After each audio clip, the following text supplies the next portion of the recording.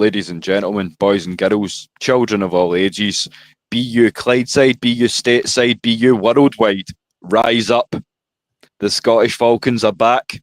And it's a very special one tonight, Des, because that is 25 down and life to go. As I said to you in the back, if you're going to choose, if you can choose your own 25 to life sentence, then I'm glad to have you as my cellmate.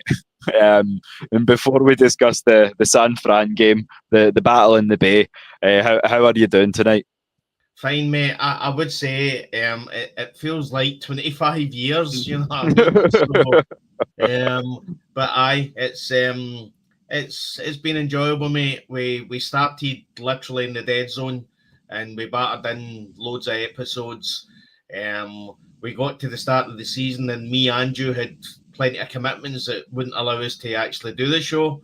And then we're back into the shows. So 25 down, you know what I mean? So effectively, we've spoke in excess of 50 hours about the Atlanta Falcons. And the way the season's going, it looks promising. It looks everything that we hoped coming into the season. So fingers crossed for this week as well. Yeah, definitely. And there's a lot to kind of get through because, as I say, I wanted to make sure that we had plenty on the slate, so to speak, for you guys that have been here since the start. And as I say, we always like to, as a first point, shout out the fans down in the chat, and we can already see that we've got a couple of comments. Our good brother Floyd Donnelly, always keeping it Celtic. You know how we do. Telling the truth, as I say, we don't mind the hard topics. We'd rather get you guys prepped and go into the game day ready for action. We know preconceived notions, so to speak. So we're thrilled as always to have you join us there, Floyd. Yeah, it's so, the one thing about us Scots is we don't bluster and bluff. It's it comes out the way we want to say it, you know what I mean? We don't hide our opinions. If the team are bad, we'll say they're bad. We're not. We love Atlanta Falcons, but we're not effectively fans at all costs. As in, if it's a bad game, we'll say that it was a great game and just move on. You know what I mean? We'll always be honest and upfront. What we want from this team is we want a Super Bowl. We want a championship. And until they reach that, we will still comment on what we think is bad, what we think is great.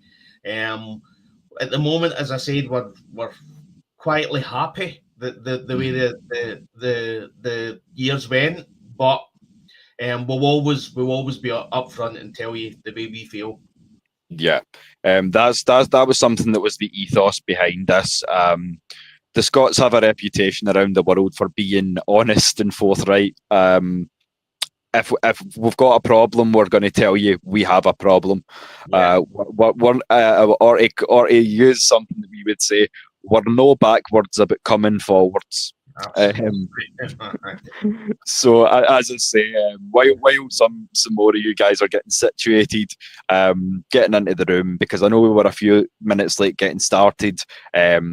But as I say, we had a few bits to prep that are super special, as you'll see as we get onto the crux of the show a little bit later on. So thank you for all the continued support, because as we said earlier on when we shouted Floyd out, there are names in the chat that we look for every time we go on, and it's even more thrilling and even more of a, you know, it does make you really think when halfway across the world there are people that come in and leave comments and get started on this show before we technically even do this. So yeah. it really does it warms the heart. It truly does, doesn't it?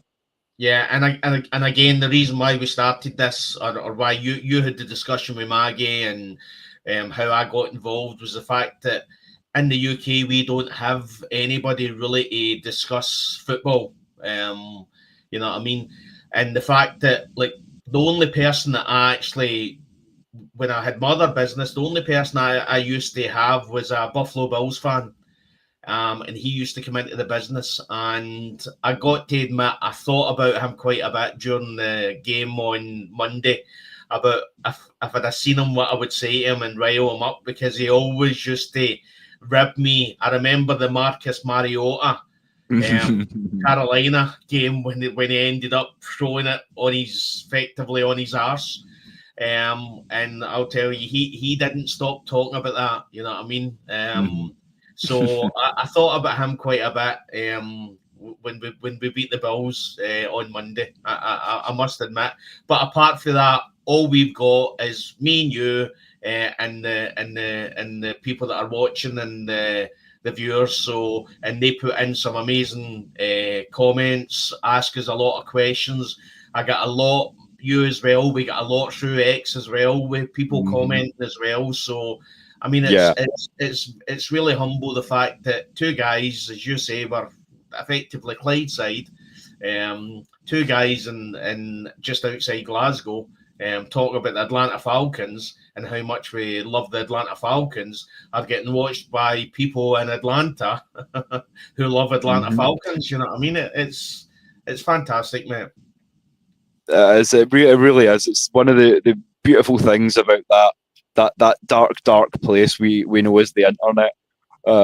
So yeah, as I say, you guys are the lifeblood through which the Scottish Falcons show flows.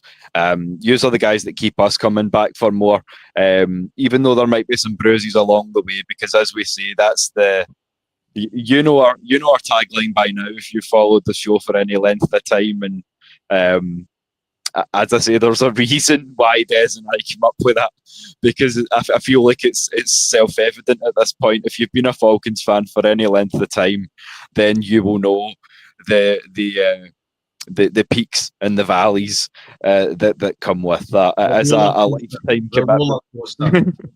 Yeah, for sure. That's what it is. I mean, speaking of roller coasters, Des, and speaking of, as we say, getting into the real topics and the real nitty gritty, the Falcons once again have been struggling and have been hampered by the injury bug. So I've got here the up-to-date injury list. So full participation for Jordan Fuller, who had been out with knee issues, for Edge Leonard-Floyd, who'd been dealing with an illness, and for defensive lineman Laquelle London with tricep issue, and Taquan Graham's back in full participation after his calf. In limited participation, you've got Darnell Mooney, although he was in the grey sweatpants, so I'm going to question that one as well. And then Felipe Franks with a calf issue as well. Your did not participate list would then be Jalen Walker with a groin, Clark Phillips III, triceps and illness, Billy Bowman Jr. with a hamstring, Ray McLeod, which is one which we've singled out for later, and then of course Jake Matthews. So for me, of course that boils down to a big three that would cause me the most concern. That of course being the rookie standout, Jalen Walker, and again the rookie standout, Billy the badass Bowman, and then of course Big Jake.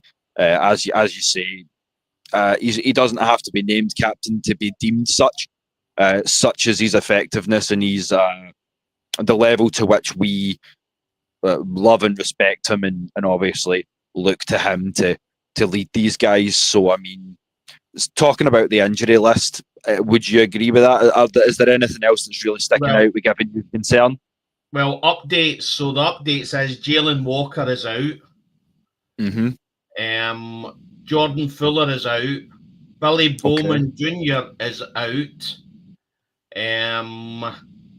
Clark Phillips III is out, and Ray McLeod is out. So that's the definites. Jake Matthews, going on everything that has been I've seen on X. Raheem Morris came out and said he was confident that he would make it.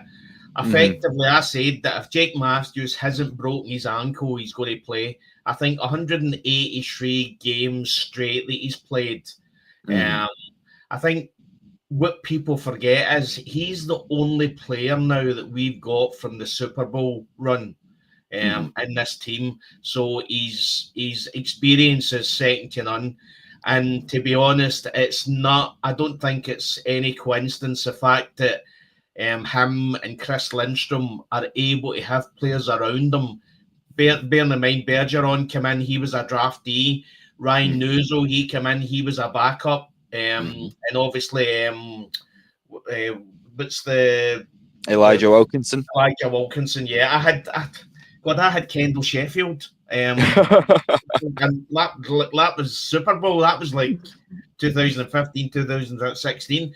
See the amount of times that I try and think about a player and I think about a former player. It's unbelievable. Well, there is that, Des, but also into the fact that it speaks to the consistency that we've got at tackle, because it's something that we've always built, and it's something that obviously up until this season with the injury issues that he's had, it's something you can say for Caleb McGarry as well. We've always had solid consistency and reliability when it comes to the offensive tackle position, on both sides. Yeah, and to be honest, I seen a tweet. I mean, we'll go back to talking about Jake Matthews, but I seen a tweet today, and it was showing the centre ratings, the actual ratings for the centre, and Ryan Nuzzo, I think, is like 4th or 5th, and he's behind him is Jude Allman. So Jude Allman is actually got a lower rating than Ryan Nuzzo. You know what I mean? The newsflash. So again, that just tells you everything about the coaching staff. But the fact that you've got Chris Lindstrom and Jake Matthews beside you, Matthew Bergeron as well. He's effectively turning into a veteran as well. And again, the moves and the way that they make space for the running backs is just. I seen a video from the roof, and it showed you the offensive line moving to get Bijan for that 81-yard rush. And again, it's amazing. It's wonderful. They've got a way effectively showing and pushing and getting the space that these guys need. And again, people need to remember that it's not all about Bijan Robinson.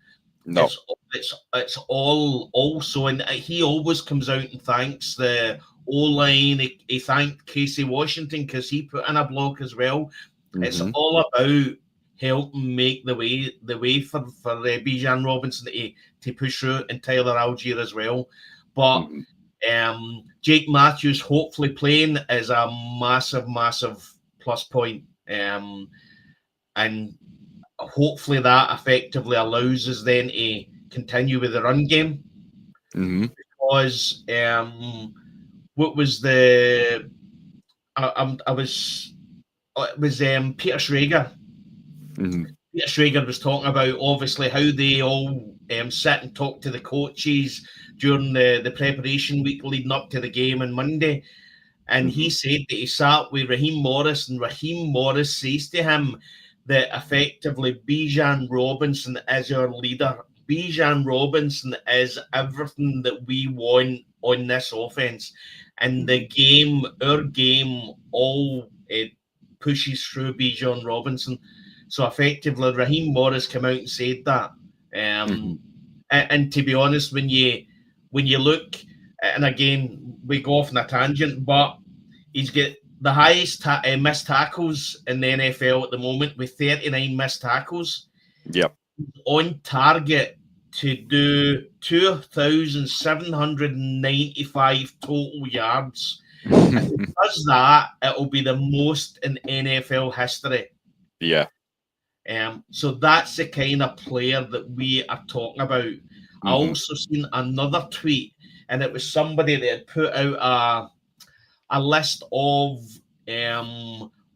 potential or Hall of Fame players that are currently playing with your team. And there was a lot of teams that had no players. And comes to Atlanta Falcons, and it's Bijan Robinson. And effectively, if this man stays injury free, it's going to be a special career, and 100%. with the Falcons as well. yeah, like as I say, like he's one of those players where he's so good that his ceiling is probably the Hall of very good. So I mean, to have him on your team is just a blessing.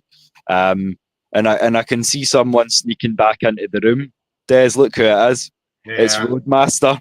I'm giving- Would you know what? At least you're honest. We'll give you that. But I'll give you right. I'll give you a warning, my boy. I was raised on Tolkien, so bad things happen to trolls.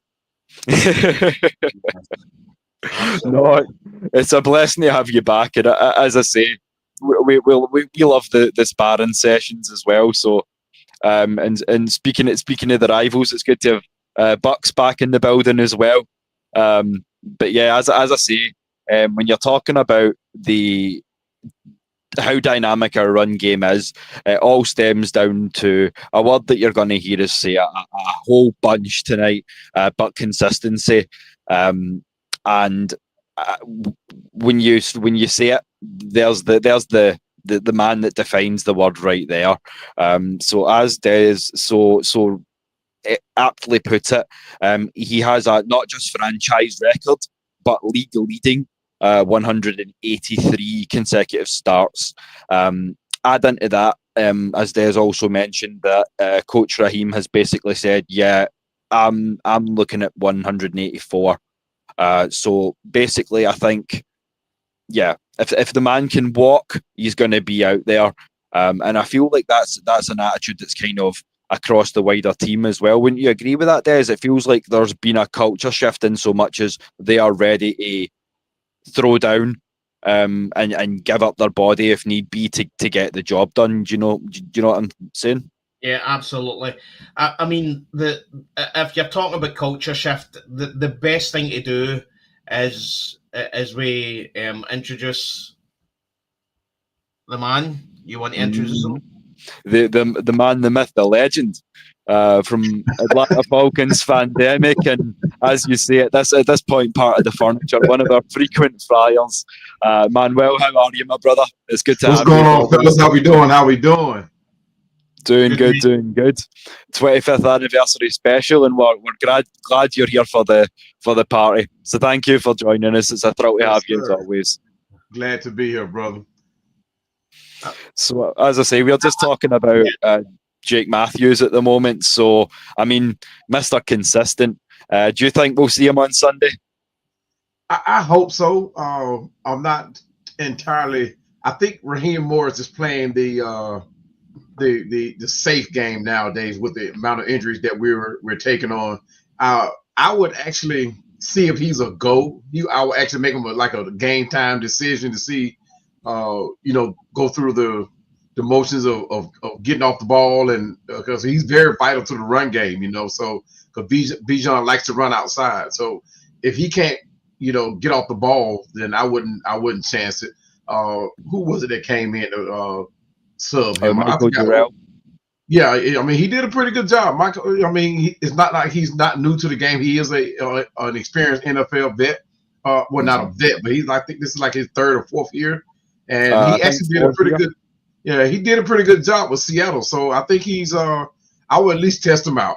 I would at least, give Jake Matthews, because he's not getting any younger. So it takes just a little bit more time for us old guys to heal up and get back to 100%. So I feel what you're there. Yes. Once you get to that 30+ mark. What I would say is for somebody who effectively at his press conferences, we've always said Raheem Morris says a lot without saying anything. Exactly. But he's come out and said, and again, I don't think he would have said this if he didn't think he was 100% sure that Jake Matthews would play, unless it's a bluff. But he came out and said that he was confident that he was going to play. I said in Thursday's show that unless he's broke his ankle, he's going to strap that up and he's going to play. So it's a bonus for us. The other thing to look at as well is I'm just thinking, was the Super Bowl loss, was it because the Atlanta Falcons were cursed, or was it because Kyle Shanahan was cursed? Because when you look at the injuries that the San Francisco 49ers have get into this game, I mean, it's scary. I mean, it's a big report. So, and he's constantly, he's always, I don't know if it's their training pitch or how they train or the water in San Francisco, whatever happens, they've always got really bad injuries. Yeah. Well, not only that, right? I based that whole Super Bowl with Shanahan. He gets the total blame for that Super Bowl, that fiasco. I mean, yes, Dan Quinn was the head coach, but it shows today why we lost that Super Bowl. Shanahan he can't get out of his own way, and that's why San Francisco has not gotten to the level that we all thought it was going to happen, playing wise. But he just can't get out of his own way.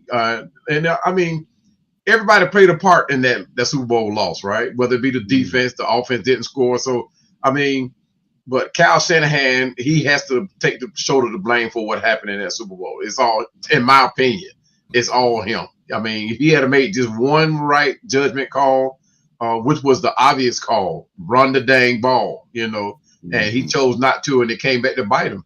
And he's doing the same thing over in San Francisco, which is why tomorrow we're going to show him how to run the dang ball.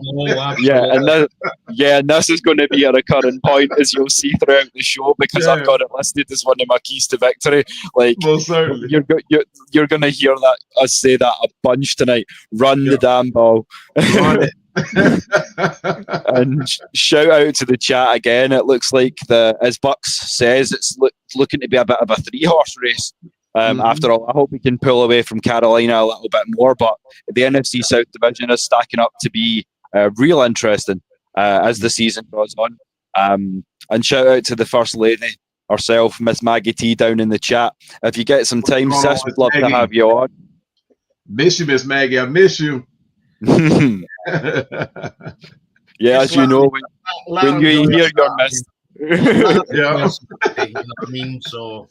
Oh no, she has enough stress to deal with us boys. Man, she's in the group chat, and as I say, for those of you that aren't involved in the panels, like, count yourself lucky, because you have to deal with me and Des ranting. I don't see how she does it. She has a lot going on, man. I mean, she's like an octopus, got her arms somewhere everywhere. And I have my hands full with just one show. So I don't see how she does it. So what you're saying is she scored the touchdown and she's then obviously caught the 2-point catch. She also kicks the field goal. I must have missed that match, that game. You know what I mean? So. Wait. Hold up. You said she can kick field goals. What's she doing tomorrow? She field goals too. I mean. She calls her own plays. She runs her own plays. She kicks the field goal. She scores a touchdown. She might be even doing the cheers. I don't know. I mean, she might have her own cheering squad. I just can't do it. I remember hearing that on the one. It wasn't our game. It was another game, and I heard them saying, "Oh, that's an octopus." And I remember hearing it and saying, "I can't wait to see what X is going to be like tomorrow." Yeah, it's going to be crazy. X, and it was literally everybody asking, "What's an octopus? What's an octopus? An octopus?" What I would say is you've got AI that you can use to ask. Yeah. You've literally got Google. Just Google what is an octopus in the NFL. If you don't know it, Google it. Yeah, don't do indeed. And go, what is an octopus? You know what I mean? And then the amount of people. Listen, if you don't know NFL, then you're not going to understand it. But the amount of people that were getting ripped and making funny people that didn't know what an octopus is, and you know what I mean? Well, you set yourself up, guys. You know what I mean? Yeah. Hey, speaking of an octopus, Bijan is becoming that guy. Man. We might just see him on defense on a couple of plays. He's doing everything. But we have to be like real ecstatic about. About how this defense is being ran, right? We talk about two guys with a rookie quarterback that's doing things. You know, the way we handled Buffalo was, I couldn't sit back and rub my stomach enough because I was livid with how we were handling Buffalo. You know, we talking about a team I consider to be a juggernaut in the NFL, right? If not the AFC. The way we played them with Bijan and Drake game. I mean, we were without our number 2 receiver. We were without our number 3 receiver. And truth be told, we didn't run Tyler Algier a whole lot like we wanted, like I thought we were going to. It was basically a Michael Penix, Drake London, and Bijan Robinson show. And I heard you guys talking earlier about the possible yardage that he might have end up with. I predicted that he'll have a 2,000-yard rushing season, and well over 2,200 all scrimmage yards. So hopefully he can achieve that. And I mean, if we continue to use him like we are, I hope we don't get overutilize him.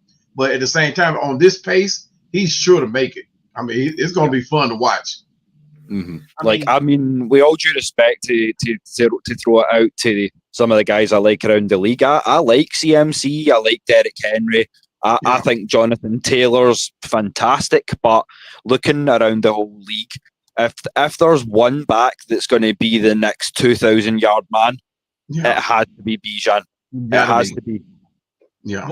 What I would say is that the thing that probably not concerned, but I know Raheem Morris was talking during the week, and he did say that we do need to start looking at managing Bijan because effectively everything goes through him.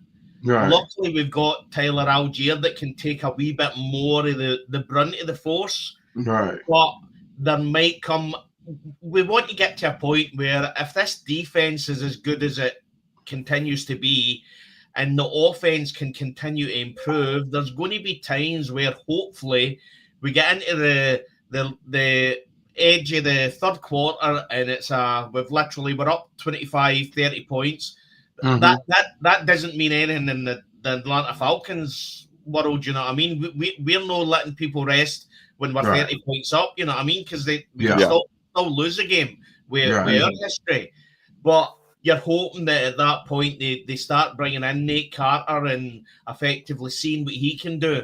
With the possibility that there's a possibility that we lose Algier and the agency at the end of the year. So, but Raheem Morris has come out and said that they are looking to start managing Bijan's yardage and the way he's getting used. So, because you don't want to injure the guy by using him too much. But the thing is about I seen Coach and Mike talking about it earlier, and I mean, as you say, around about 16 to 20 teams at least are going to give him maybe 10 in the neighbourhood of 10 to 12 million a year, running back one money. So I worry, especially when you start throwing into the equation that you need to pay Drake, you need to pay Kyle, and you only have one franchise tag per year. It starts to complicate things. I think it's going to all come down to where he wants to be. Everybody wants to be with a winning team, right? But at the same time, you as a player, you want to establish your footing, and make your own market. But it's all going to come down to where he wants to be and how much he's willing to take to stay here. Because teams will come calling. I think they've already come calling, and he is that starter type quarterback. But as far as Bijan goes, Bijan is having fun. You see after he runs the ball, he has a big smile on his face, a big laugh, and I think he's not one of these players that you're going to have to save from himself. He knows when he's tired, right? Well, when we against Buffalo, we ran him like 6 straight times, man. And I mean, and he did a little tap on the helmet. Hey, come and get me. So I think he knows when to come out. The thing it is, I cringe every time he runs because he runs so hard, and plants so hard with his jukes. I mean, it's unbelievable what he does actually. But I actually have him, and I'm going to say it. He is bar none the best athlete in the NFL today. I mean, I hear what people are saying about Michael Parsons and Myles Garrett and Tyreek Hill, what they're doing, but he is bar none the best athlete going today. I would agree. And for me, like, My first ever Falcons jersey. As I say, for the 25th episode, we're looking back as well as forward. So my first ever jersey was the black number 7 Vic. Now, I'll give the man his flowers to this day. Michael Vick was a cheat code in Atlanta. But I also don't hide my thoughts and feelings towards Michael Vick either. But I am proud and happy to rep the number 7, the Atlanta Falcons again, because that dude is just something special and something to behold. And for the people who weren't sure when we drafted him, what's up, Thomas T-Bone? Good to see you in the chat. What's going on, T-Bone? For the people that were naysayers, I've watched this kid for 4 years at Texas. Y'all can't tell me nothing. Well, when we drafted Bijan, I woke up in the neighborhood. Seriously, mate, I let out a scream because I had watched, and with Kyle Pitts, I wanted Kyle Pitts. Drake London, I didn't. I thought we were. I didn't think we were going to, because obviously that was really before we had the major issue with Calvin Ridley and all that. So I didn't think we were going to go wide receiver. Right. But we got a cracker, you know what I mean? But Bijan Robinson was the one I wanted. And when they drafted him, I mean, because at that time it was probably about maybe 2:30, 3 o'clock in the morning here, and I started screaming. Probably woke up the neighbours, but they don't complain. So, but he was the one that I wanted. And again, I'll keep on saying the derision that we got for taking Bijan Robinson at number 8 was ridiculous. But we could all see what he could do. He done at Texas, and we knew that effectively, if he brought that into the NFL, then effectively it was going to be he was going to be the best running back in the NFL. And effectively, what I've loved about this week, and I know we're going to discuss it, the amount of times that there's the boss lady. Oh, yeah. We were just talking about knowing and appreciating talent. Spoke me up. Hey, I was listening, so I was like, let me make a quick little appearance. What's going on, pandemic? How you doing? What's going on, love? How we doing? Tired, but I know it. How I do it? You ask me. My therapist sometimes is saying you do a little too much. Hey, sometimes it takes that. Sometimes it takes that. You have to stay busy. I do. And the answer, Roadmaster, you asked. Now look who's on the channel. Yeah. He wanted to know who you were. So ask and receive. You shall receive. Roadmaster. How you doing? Yeah. And that's prompted something again. Great raise from Floyd there. I was talking about my first jersey. So there's almost 50 of you live with us right now. So drop down in the chat and tell us, along with your red and blacks, as we love to see them. Tell us who your first Falcons jersey was, because we'd love to hear the fans interact and let us know. So Maggie, how are you feeling for tomorrow night's game now that you've just joined us?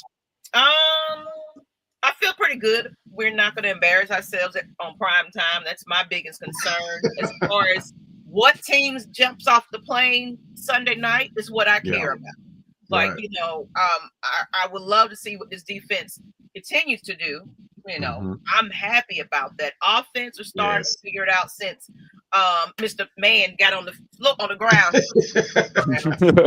Now we can hear all of a sudden, but I thought it was better for him to be on the field anyway, to interact with his players.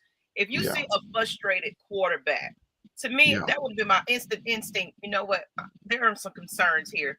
There was more delay of games that was happening before all of that took place. And it's like, okay, something is not right in communication right here. Right.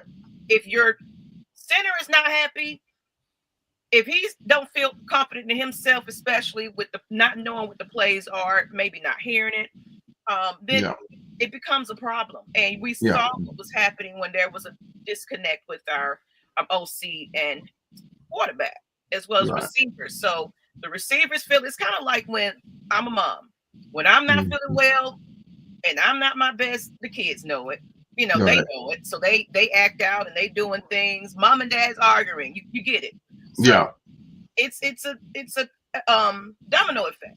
So I'm glad that they finally figured out, even though he was saying that, well, I was upset more that Raheem didn't let me get on the field. Don't you have a mouth? Right. Hey,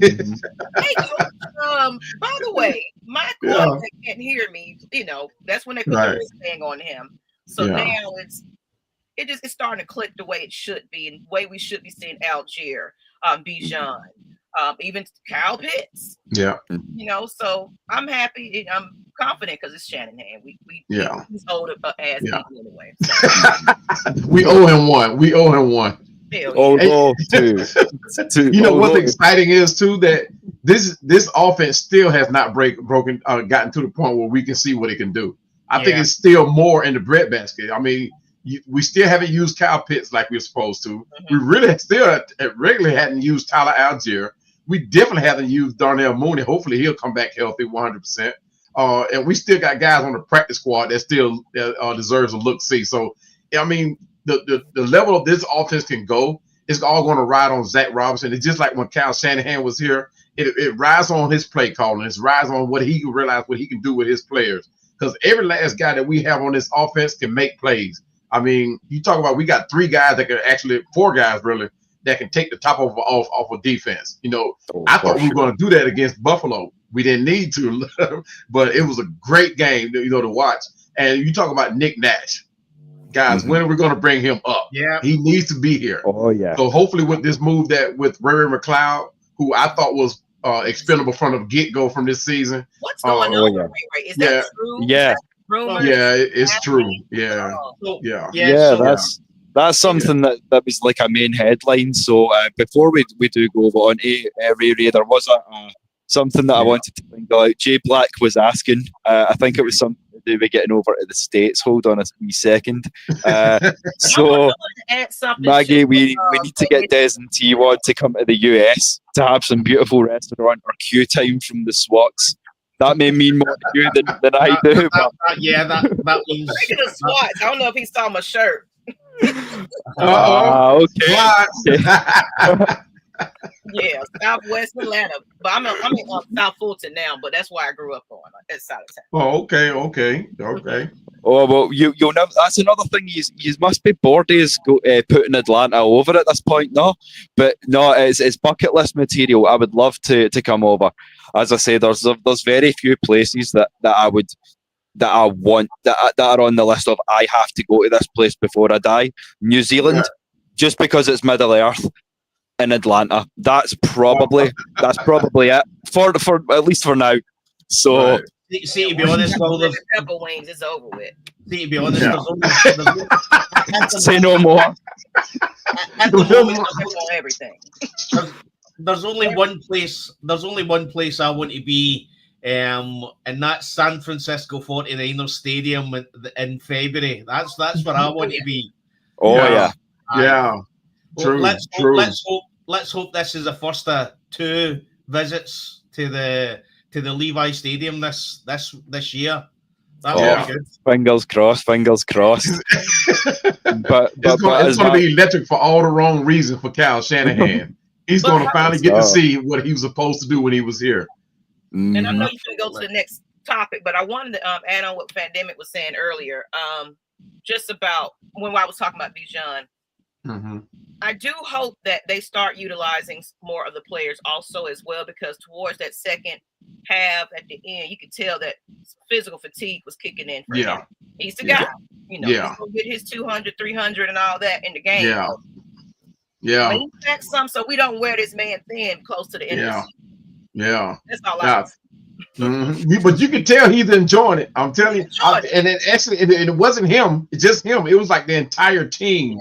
Because every time they showed somebody under helmet, you saw the smile on their face. You know, they high-fiving each other in the huddle. They dabbing each other up in huddle. Something that we weren't seeing early on in the season. But now they seem like they're just having fun. And the way that, you know, when you're having fun like that playing against a team like Buffalo, just think what could have been earlier in the season if that mentality was there. But like Maggie, like you were saying, I think it all stems from one, Zach Robinson not being down on the field and interjecting with his players, right? And we don't know what was going on with Ike Hilliard. And I'm wondering now, is this wide receiver problem that we have with Ray McCloud, is it stemming from that? Did it have something to do with that? It could have been one of those situations like HR likes to do. You're suspended until investigation, you know. Yeah. So, but ultimately, you have to wonder what's going on. I mean, Atlanta's not that team that's about that drama, you know. So when drama hits us, it's like, what in the world is going on? That's a good point. Yeah, but I mean, that's 100%. Some drama is good, some is not. Yeah. Sent home. I mean, that reads for itself. Sent home. Yeah. So sent home.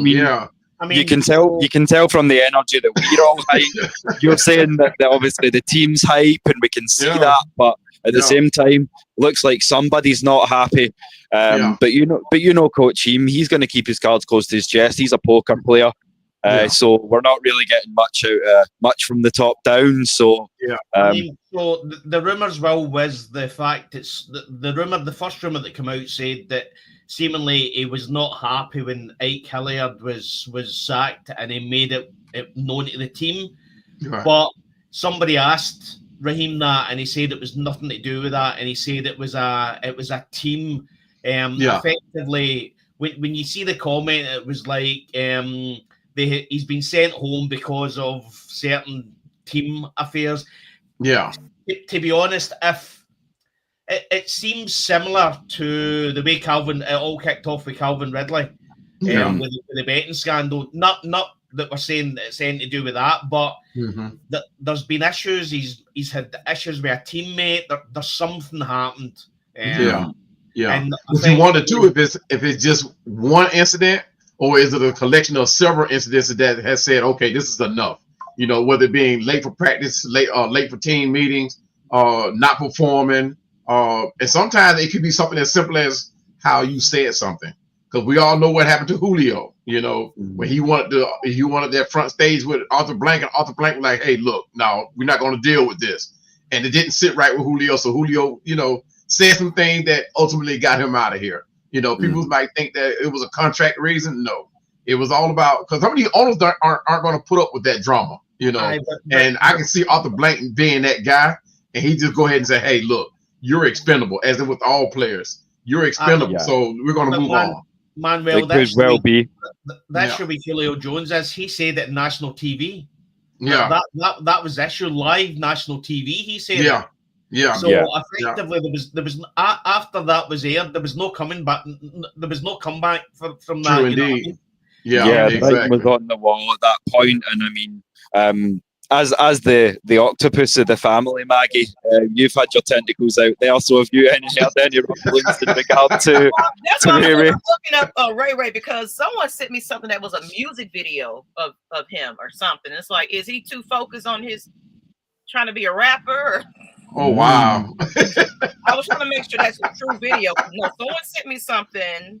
And I was like, that might have been old, because I know when he was he was also rapping. So I was trying to bring some latest breaking news or something. I'm like, maybe he have a rap career or something. Yeah, probably. What's good to personally, everybody can't be Dion and get away with it, you know, because Dion got away with a lot. He was that damn good. He could. Yeah, he was. And see, that's the point. That's the point. They could not stop what he was doing, but you cannot dispute what he was doing on that field. No, sir. Sometimes you, like as you say, sometimes you get a prime time, but they are rare. Most of the time, you're just past your prime time. Exactly. And not that I can speak from experience, just throwing it out there now. But I mean,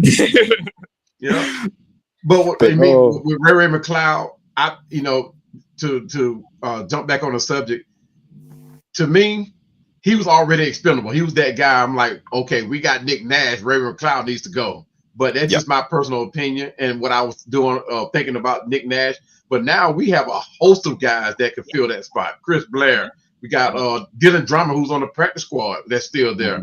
We could actually make room for Joshua Simon to come in and play tight end and move Kyle Pitts over the wide.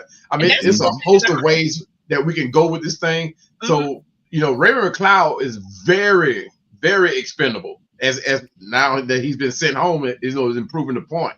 But I like the move that he's gone. It's nothing personal against him. It's just what I think about other players that coming on and what they could add to the team in the dimension of the offense. So I just think it's a great move, to be honest. Yeah, that's a great point, because Des and Maggie and I have discussed this before. Many occasions, the fact that we didn't necessarily draft Kyle Pitts to be a tight end, and with Joshua Simon sitting there, there's no reason that we can, if there is no trade option, just out and out cut Ray. We would still be able to then change Kyle Pitts' designation to wide, and we would still be able to run 2 tight end sets. So as I say, there's not really a drawback from what I can see. Des, Maggie, any thoughts? I mean, I agree.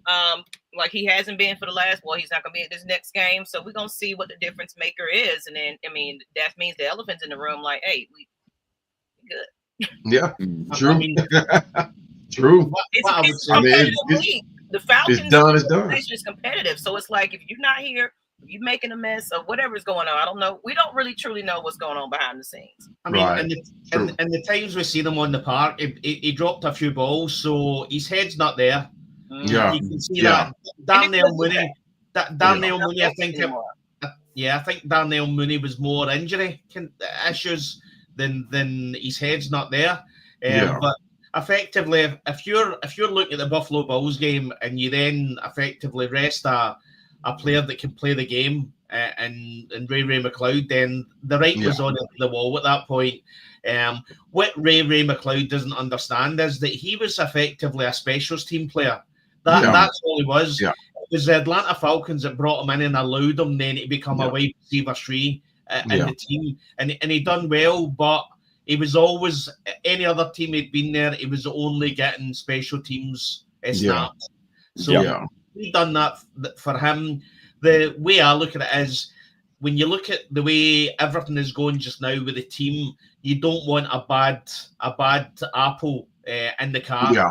You know what I mean? So effectively, whatever's went on, as Manuel says, he's expendable. We can move on. I think with Nick Nash, I think they like what they see in Nick Nash the same as they like what they see in Kobe Bryant. And I think that just means that they just want to bring the players on just a little bit easier, than they don't want to put them in, and they don't want a Jalen Mayfield, you know what I mean, throwing him at the start and effectively ruining his career.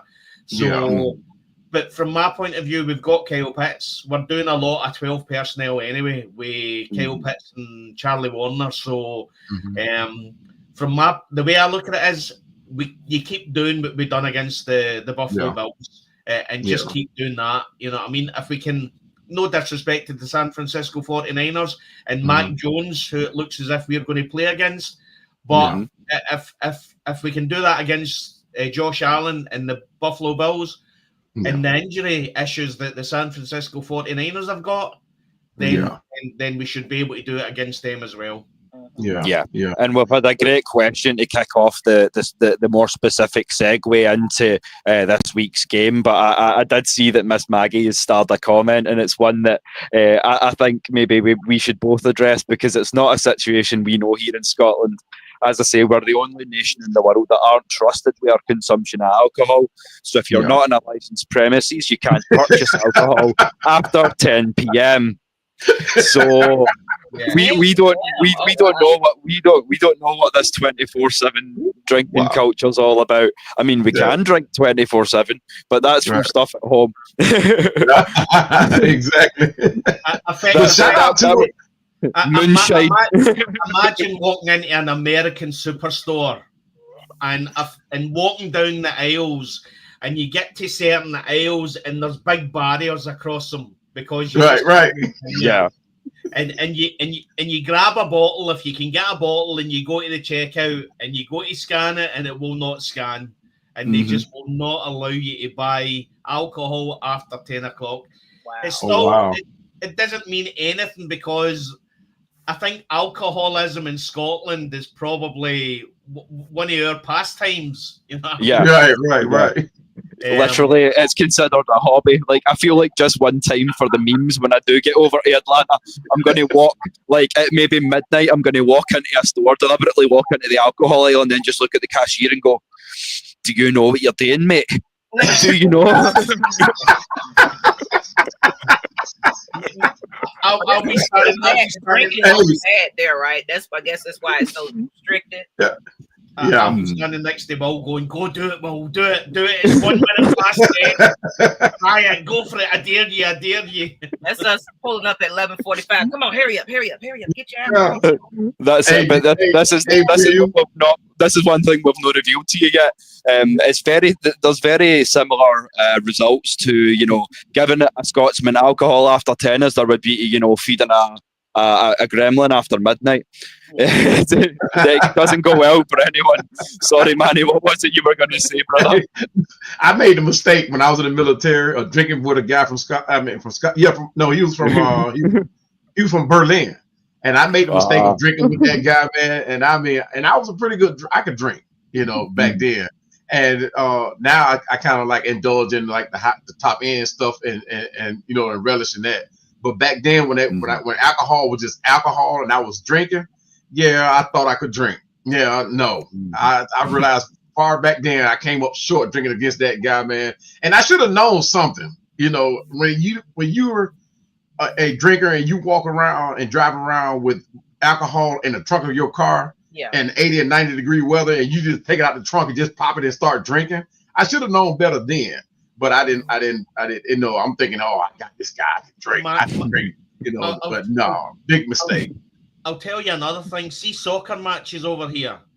Effectively, what happens is see buses. So the buses that are going to that are taking the fans to the soccer matches will standardly get the police will stop the bus and go on to that. So that's going to the match. That's driving to the match. And if you've got alcohol in that, they'll confiscate it. They'll take it off you. That's how strict it is in Scotland. Port in Scotland. I know somebody went. I seen somebody on X that had went to America to watch an NFL game, and he couldn't believe that he was sitting in the seat with his alcohol, because even in England. So in Scotland, there is no alcohol at all in sporting venues. In soccer venues, there's no alcohol allowed. They just will not allow it. I mean, man. So what in the world are they?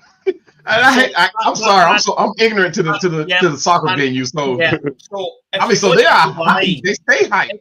The whole game. Yeah. If you want to know why, it goes back to I think 1980 and a famous Scottish Cup match between Glasgow Rangers and Glasgow Celtic. When it's always those two, isn't it? They started rioting on the park and fighting on the park, and they were all drunk. So we're effectively going back nearly 50 years. Now in England, what they'll do in England is you can get alcohol, but you're not allowed to take it to the pitch side. So you can only drink it in this behind the stands. So effectively, the rule is you're not allowed to see the pitch with alcohol. So I know it's crazy. So the guy in America that's literally an English guy, and he's sitting in his seat with his pint. So it's a luxury when they it's like I can drink alcohol right here and watch the game. Right. Exactly. Wow. And that, among many other things, is like it's a small matter, but it is one more thing to sell it, because I would like to have a pint while I watch my Falcons. I'm not going to lie. Right. I don't drink anymore. Or go full Scots and have a half, because as we've promised, it's not something we actively advertise on the show. But if the Falcons lift that Lombardi, then you can expect everyone on the panel to be raising a nice glass of something smooth. Yeah. And Manuel, I'm the total opposite. I'm a teetotaler. Yeah. So I walk down the street. I get pelted with tomatoes and eggs. What? Because I'm teetotal. I'm literally I'm a freak in Scotland. Absolute freak. You know what I mean? I walk down the street and they're all nudging and going, that's the guy that doesn't drink. Stay away from him. Stay away from him. He doesn't drink. Stay away from him. Right. You can tell in his eyes he's making too much sense. I've lost a couple of TVs to drinking while watching the Falcons, so I don't drink anymore watching the games. Oh, you don't? I mean, I'm tired of buying TVs, and I just bought another Falcon chair because I broke my last one during the Super Bowl. So yeah, I just don't drink to get drunk anymore watching the Falcons game. I still drink, but once I get my fill, I cut it off. Yeah. Once we start losing, I start throwing stuff, and yeah, it's just not good for me. I drink in moderation because I did have a brother that did pass away from a car accident. Yeah, sorry about that. Because of that, I was like, nah. I mean, because I used to pull them back. Yeah. So I can't do that no more. So a lot of times I'm just drinking like a beer or something. Yeah, I'm at home when I'm like that now. I mean, times are different now, so you can't. I mean, you go out there to have fun, but not everybody has the same mentality you have nowadays. So I pick my poison nowadays. But it's Atlanta. I mean, the times are changing. Whether it's changing for the good or changing for the bad. One thing about the Falcons, though, it is definitely changing for the good. I'm liking what I see. Shout out to Terry Fontenot too for building this team up to where we actually have depth on the team to where players are actually able to come in and fulfill a role when we do have injuries. Because like you said, change is going to happen. But it's how we plan for it. And Terry Fontenot and Raheem, they have definitely planned for these injuries that that we were trying to avoid during the preseason. I mean injuries are going to happen. But how you plan to prep for it is perfect. Yeah. And I knew it when they cut a lot of the players. I knew they was going to come back practice squad. Yeah, for sure. We've been doing the last couple of years. So yeah. And then my biggest fear was. Every now and then. I'm sorry. Yeah. Well, my biggest fear is that when we did cut these players or put them on the practice squad, the other team will see their value and come and snag them away from us. But luckily, so far we haven't had that happen. I think the only one that got picked up was Tyrone Corbin. I think Joshon Corbin. I think he got picked up. But we got Nathan Carter, so that's we're all right. We're all right. I mean, what I would say, Manuel, is probably the biggest thing this year with Terry Fontenot is, I would say, is bringing in Divine Diablo. Yes. I guarantee you, 99.999% of Atlanta Falcons fans never knew who this guy was. It literally not at all. When we signed him, it went over our heads. It really Right. did. But probably like Caden Ellis and how effectively he was under the radar as well. Yeah. The two of them are just monsters together. They're effectively we've got 95, we've got effectively 25 and 7. You know what I mean? 7-25, and we've got the two guys as well. Divine Diablo has been the best, the number one free agent signing this year in the NFL, no doubt. And as you guys say, to set the scene, so I mean, Battle in the Bay upcoming. Nice. If you're aesthetically minded, there's the fit for you. And as you say, the Falcons defense is just elite. To the point where, for the first time in years, we can see them flexing. We're seeing guys emerging. As I say, Rook with his 15.5% pressure. You all mentioned Divine Diablo. And of course, a shout out to homegrown Georgia talent who is finally seems to be putting it together, D. Alford as well. I'm glad it's working out for him. D. Alford, he's having him. I mean, the thing, and I did what's impressive is now, and I just released a video. Actually, I posted today earlier that everything is looking like perfect right now for the Falcons. Right now, we have the number one defense. We have the number 2 offense. We have the number 9 secondary. The offensive line now is considered top 10. It's considered elite now. Even with all the mess that we got going on, it's considered elite. That's crazy. So when I was reading that report, and I'm like, wait, what? So I'm like, come on. I said the offensive line? And I said, you mean to tell me with all the mess we got going on? But the thing it is too, look at how Penix has managed to stay upright. I mean, we have some sacks on our belt, but it's you know, you're gonna have sacks, right? Most of the times you're not gonna go mistake free. You're not going, especially the penalties.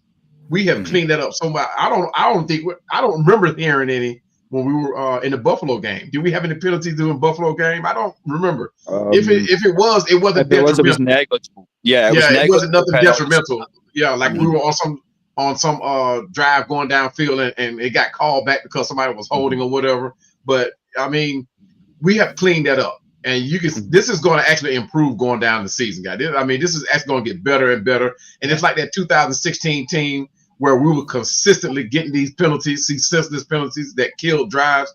This team here is going to develop that same chemistry, right? And I think they're going. And we said this early on in the year that they're actually going to be better than that 2016, 2017 team offensive line. I mean, yes, we lost Drew Dahlman. He was a big loss, huge loss. But Nuzil has filled in perfectly. I mean, you couldn't ask for it better.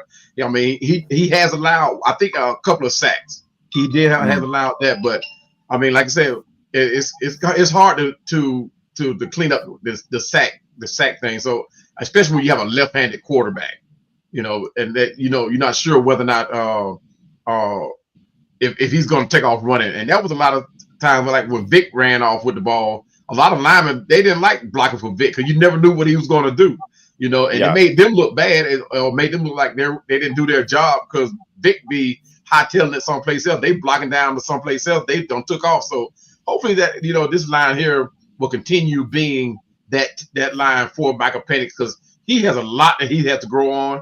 But at the same time, that ceiling is very high for Michael Penix. And I can see him being MVP like within the next 2 or 3 years. Absolutely. You have a question, Pandemic, from Roadmaster. Do you think the ATL South Carolina the defense?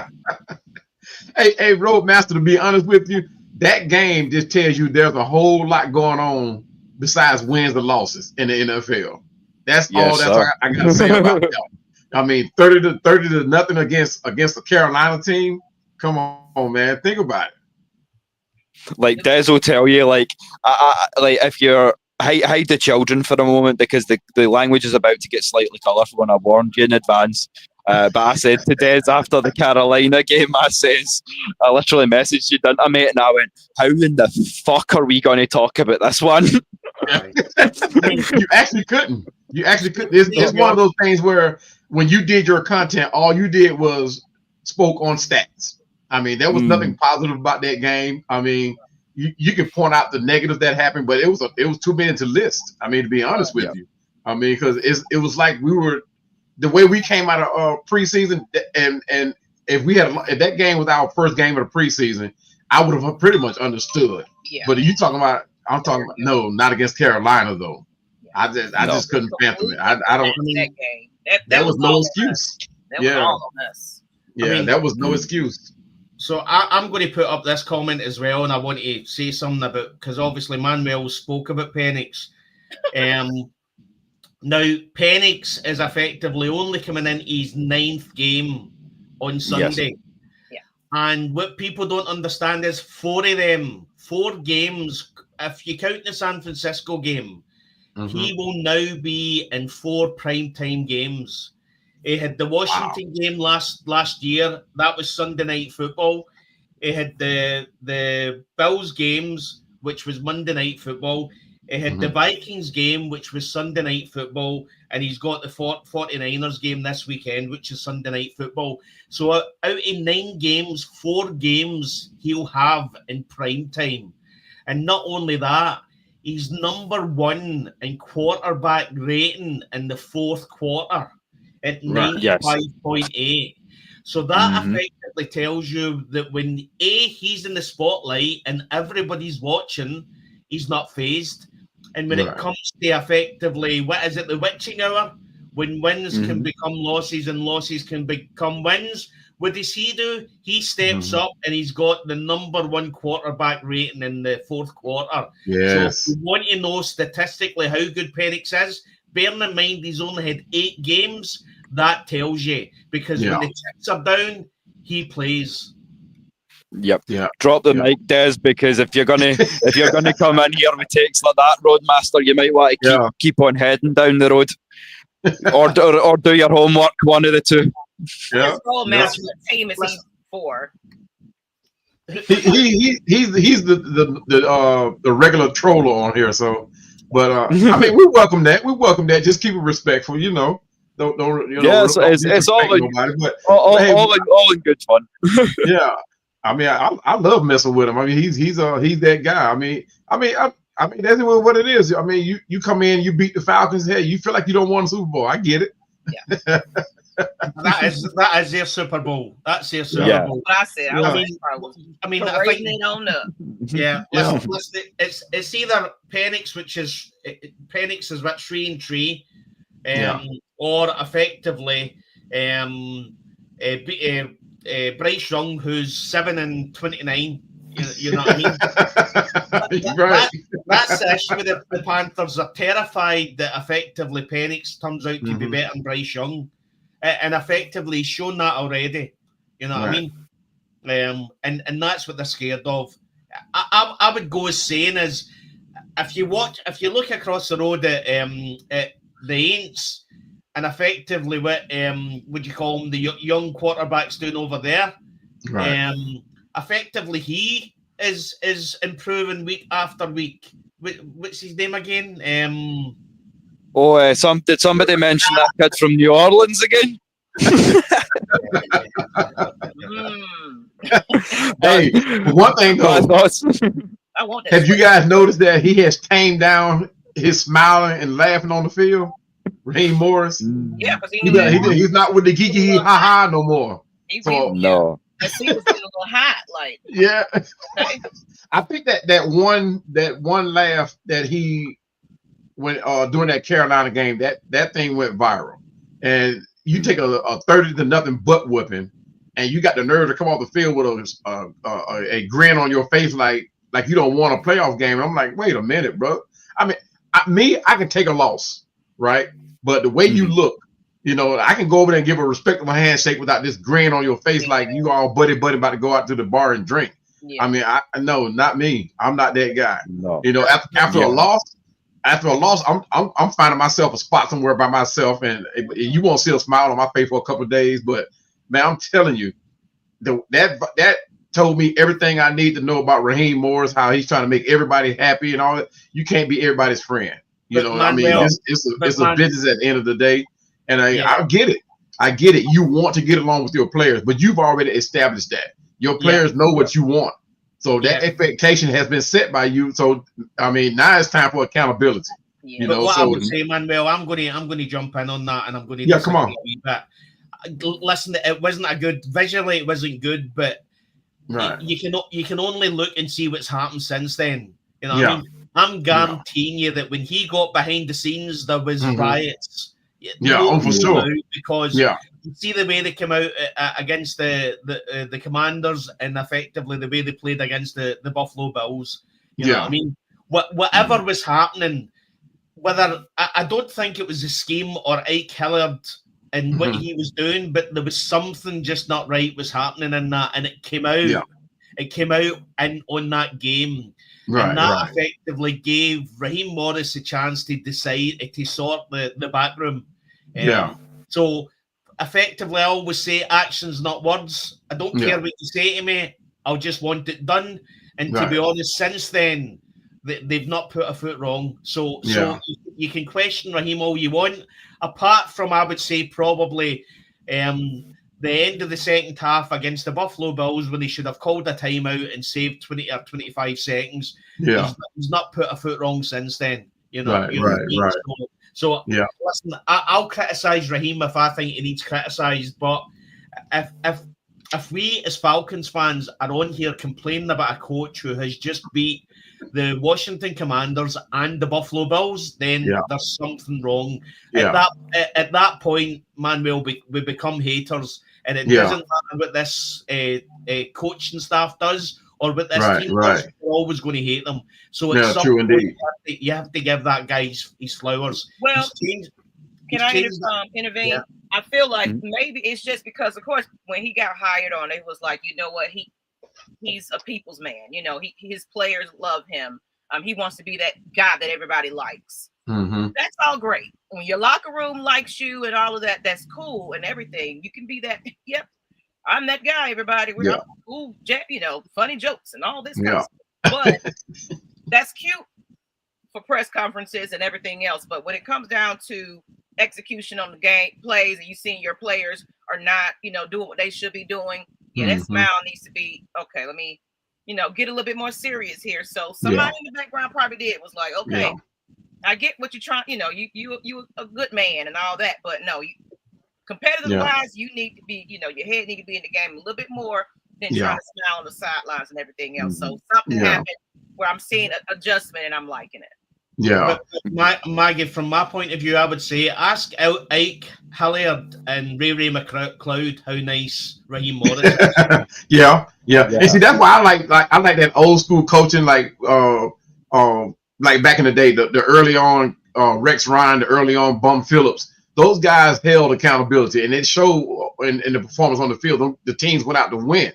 So, but like Maggie was saying, hey, it's time to, you know, there's a time to you know, to laugh and joke, and there's a time to put foot to butt, right? I mean, because when your team's out there getting blown out 30-0, oh man, something. I mean, as some people say, all hell needs to break loose. It needs to be some furniture moving, because 30-0 loss to Carolina, a team that I was surprised to even win a game this year. You know, I said the Saints wasn't going to win a game, but I'll give Carolina a game before I give the Saints a game. They're not going to. I thought they weren't going to win nothing either. But you know, when you get blown out 30-0 with a team like you have on paper now, and what you know, and people saw what we did against Washington at the end of the season last year. You know, we got that same team, so we came in. We were expecting to be a 30-point plus team. But to go get blown out 30-0, at some point you got to say, okay, the smiles got to go. You know, it's all well and good, but the smiles got to go. It's time to hold people accountable. And I'm wondering how much of an impact could a position coach have on a 30-point loss? I mean, I don't get it. I'm still trying to read it. But I also do remember how he used to be as a player. So you can imagine what kind of person he is as a coach, and as, you know, as a person, as a coach. So, I mean, he could have said some things that didn't sit right.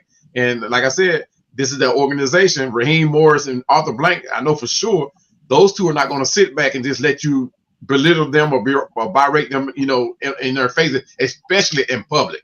So it's not, I mean, at that point, somebody got to say, okay, pride is out the window. Bye, see you, deuces. They'll take the loss. That's it. And while we're on the subject of people taking accountability, this was one thing that I did want to say. So when you're talking about the NFL experts, I'm not going to throw up the inverted commas, although it was tempting. So I'm having a look. I have the picks here. So this question's sort of double-barreled. So we'll go around and ask the three of you what you think. But are the NFL experts finally putting on some respect on our name? And as I say, you've all been Falcons fans for as long as I have or longer. So if that is the case, should we be concerned? So let's kind of break that thing down. So I've got the expert picks here for you. So out of 10, I think 6 have the Falcons winning, which is reassuring, and it's trending in the right direction. But I mean, how do you feel about that? Like, as I say, I know we don't tend to put much stock in what the big wigs are saying, but surely it's nice to finally see that the league's waking up. And one more thing that I did want to single out, I have the quote here somewhere from, I think it was Pat McAfee. Pat McAfee basically said there's a vibe going on in Atlanta. There's something special going on out there. Words to that effect, and you know what? There it is. I can feel it. And there's the visual there. There's something special in that building. It's a vibe. I mean, the culture is what's changing, right? I mean, we've always wished for a winning culture. We always wanted a winning culture, but we've never gotten that winning culture. But now that, you know, we have won, we have beaten the number one team in AFC, a presumable juggernaut. But my only concern is not about what other teams are doing, right? It's going to be us. My only concern is that consistency. Are we going to be able to keep doing this down the road? Yes. We know we can do it every other game or so. We know we can do it every 2 games or so. But to do it consistently, because people are saying, well, y'all saw what y'all did to Buffalo. Yeah, we knew what was going to happen to Buffalo if the defense did what they're supposed to do. But are we going to be able to carry this on to San Fran? And I don't really pay a whole lot of attention to these guys when they go to making their picks or whatever, because even after we beat Buffalo, we still not getting the love in the media. Because truth be told, they're making more light of Buffalo's problems as opposed to Atlanta being that team now. That's what it's going to be for this game. Oh, yeah, up here, and that's most of the reports was all about what's wrong with Buffalo. Yeah, what's wrong with Buffalo? Yeah. But again, that's just the world of Atlanta Falcons. I would rather they just kept underappreciating us and just effectively keep on saying we're going to lose. Yeah. You know what I mean? Because we're only a few weeks removed from what's wrong with the Atlanta Falcons after 30-0. So it almost doesn't make sense after a point. But as Jay Black says as well, the team's taking on Ulbricht's personality. So if we can hold the consistency, and as I say, that's a good point to kind of segue into our keys of victory. Consistency is going to be a big thing. But if we're going to win this game, I think there's 2 things that I think we should massively take advantage of. I feel like first and foremost, the fact that their defensive captain is out for the season, and Fred Warner. And I also feel like it's not stated enough the relationship that has been developing between Christian McCaffrey and Bijan Robinson. Everybody's singling that out as the fact that, this is going to be the big face-off. But look at it this way. We now have a more nuanced understanding of what they're bringing to the table from a running standpoint. And they, like us, are a run-heavy team. So it's who can run the ball more effectively. And I know, or I am confident that we have more pieces on our defense to stop them than they do on their D to stop us. And how do you feel, Maggie? I mean, would you agree with that? Do you think that it's going to just come down, sort of boiling down to kind of who can run the ball easier on the opposition? I think so. That's what it was going to come down to. Because I already know our defense probably will do a decent enough job to stop the run, because we've been getting to the quarterback lately. That's been an issue. But hey, offensively, we've been getting that red zone and scoring. So either way, if both teams come out like how they was looking this last game, and then it's prime time and they need a little spanking anyway, we got to come in there like this is a playoff game or something. We have to come in there. It's prime time. People are starting to buzz about us just a little bit. So all eyes is on Bijan. All eyes is on Penix and things like that. So this is the grand stage. But the way the schedule was set up, I think they kind of knew that was going to happen anyway. Lately, we've been getting a lot more primetime games, if y'all have noticed. So they are interested in seeing what the Falcons are doing. And I'm biased. I don't really watch a lot of the commentary. I peek in every now and then on ESPN and NFL Network, but I stay with my content creators. I go listen to the content creators because we're going to get a true, understanding of what's going on, how we feel about it, what needs to be happening, versus some people that don't even watch the Falcons like that. They're looking at stats and going off of that, maybe not know the team that well.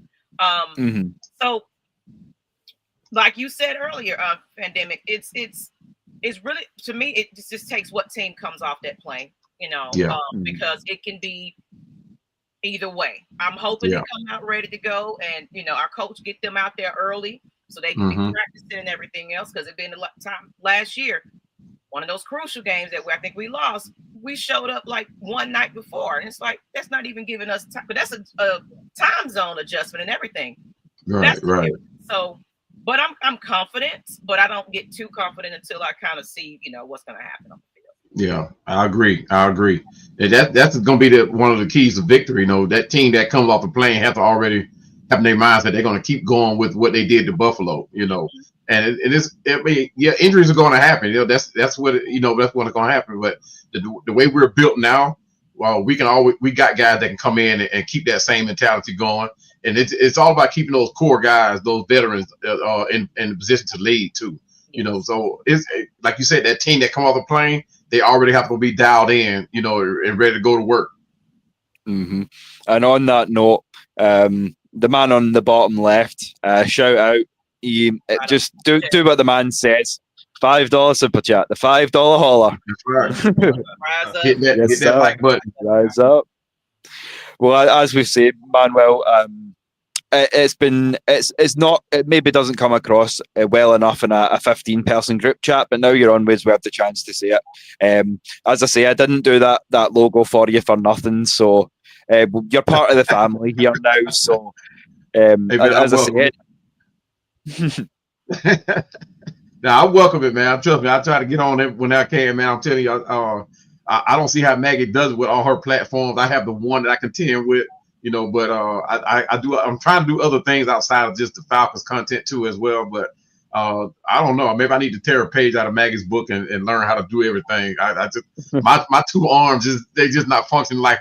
Well, what I do is I get guys that just kind of know how to operate and do their thing, and if they need me, they know where to reach me and things like that. So it's just a good communication, a good chemistry we have with everybody, where everybody knows what they're on here to do, talk some football.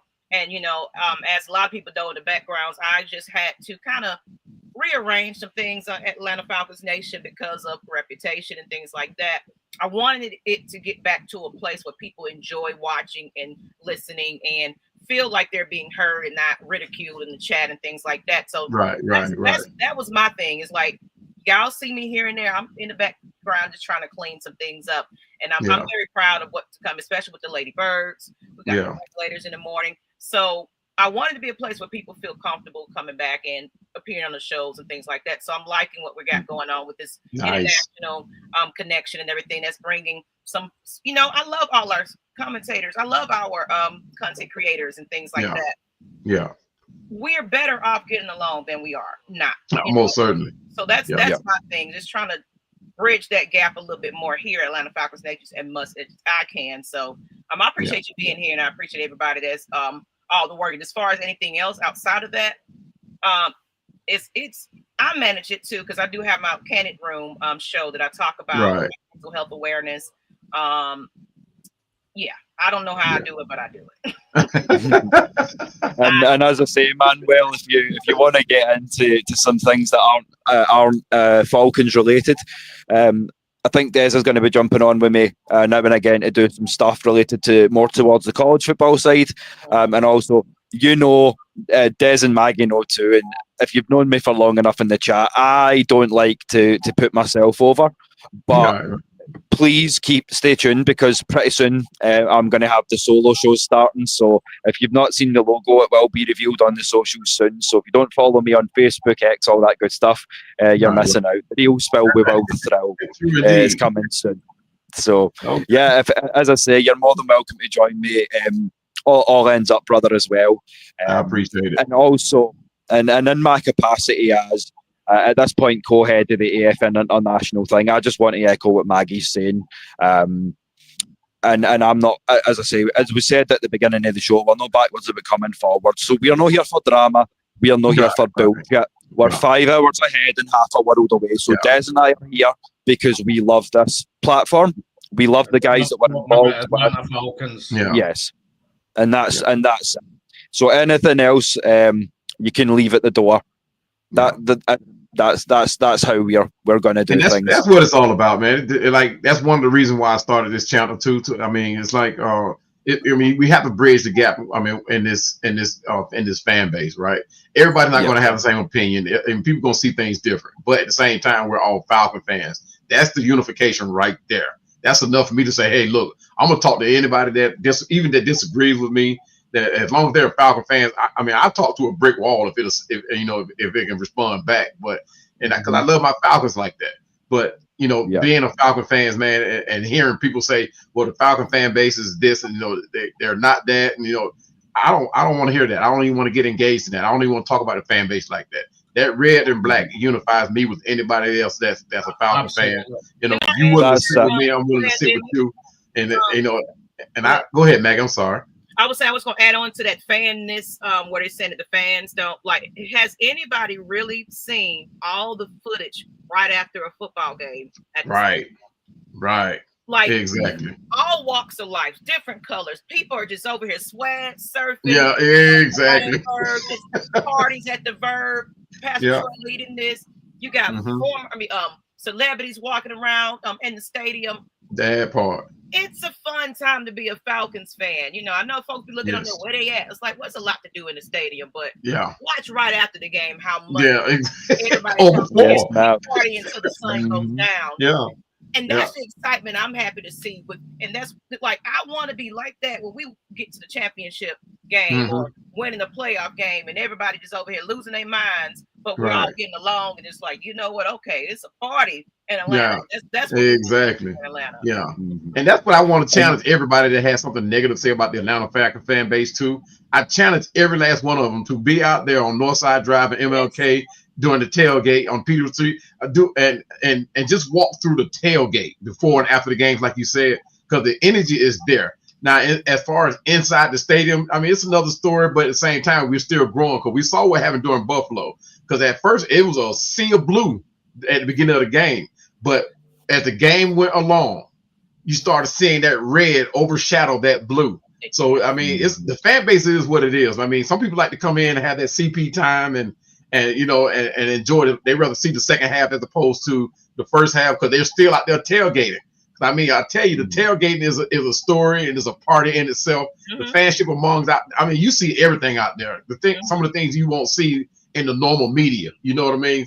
I mean, you see the swag surfing, you know, being broadcasted in the media, but you're not going to see the big, huge trailers out there. You're not going to see the big grills, the dance competitions out there, the karaoke, the parties at the club. You're not going to see that in the normal market in the media. But I challenge everyone to be out there before the game, after the game, even well after the game when the club starts jumping after the game. I mean, it's a different vibe. It's a different culture, and I'm pretty sure that anybody on the road or that lives in Atlanta will enjoy. I mean, it's one to see.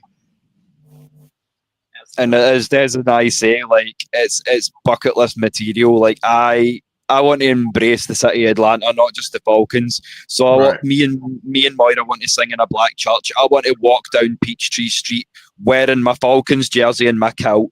Like these, like truly. Yeah. I kid you not. And you've been doing my head about it for long enough that I want to get some of those lemon pepper wings you've told me so much about.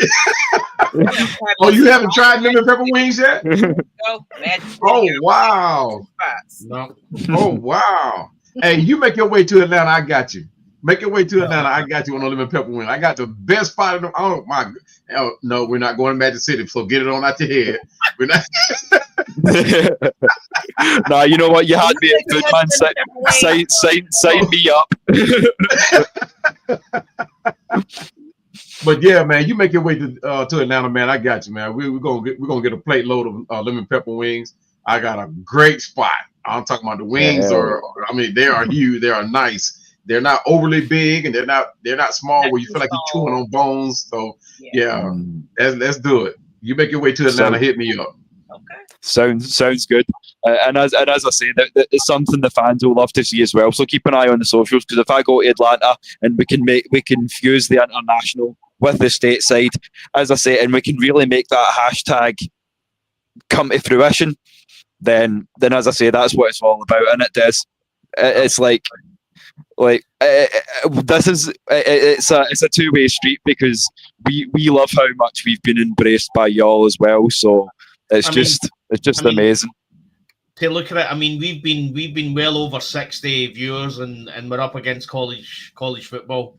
You know, that's nice. I've been looking down at it because my Georgia Bulldogs right now. I need to go watch the second half. What y'all got? Well, I know you got some mama duty to do as well. So listen, thank you so much for joining us for the big 25th episode party. And as I say, I forgot that was today. I just came on because, no.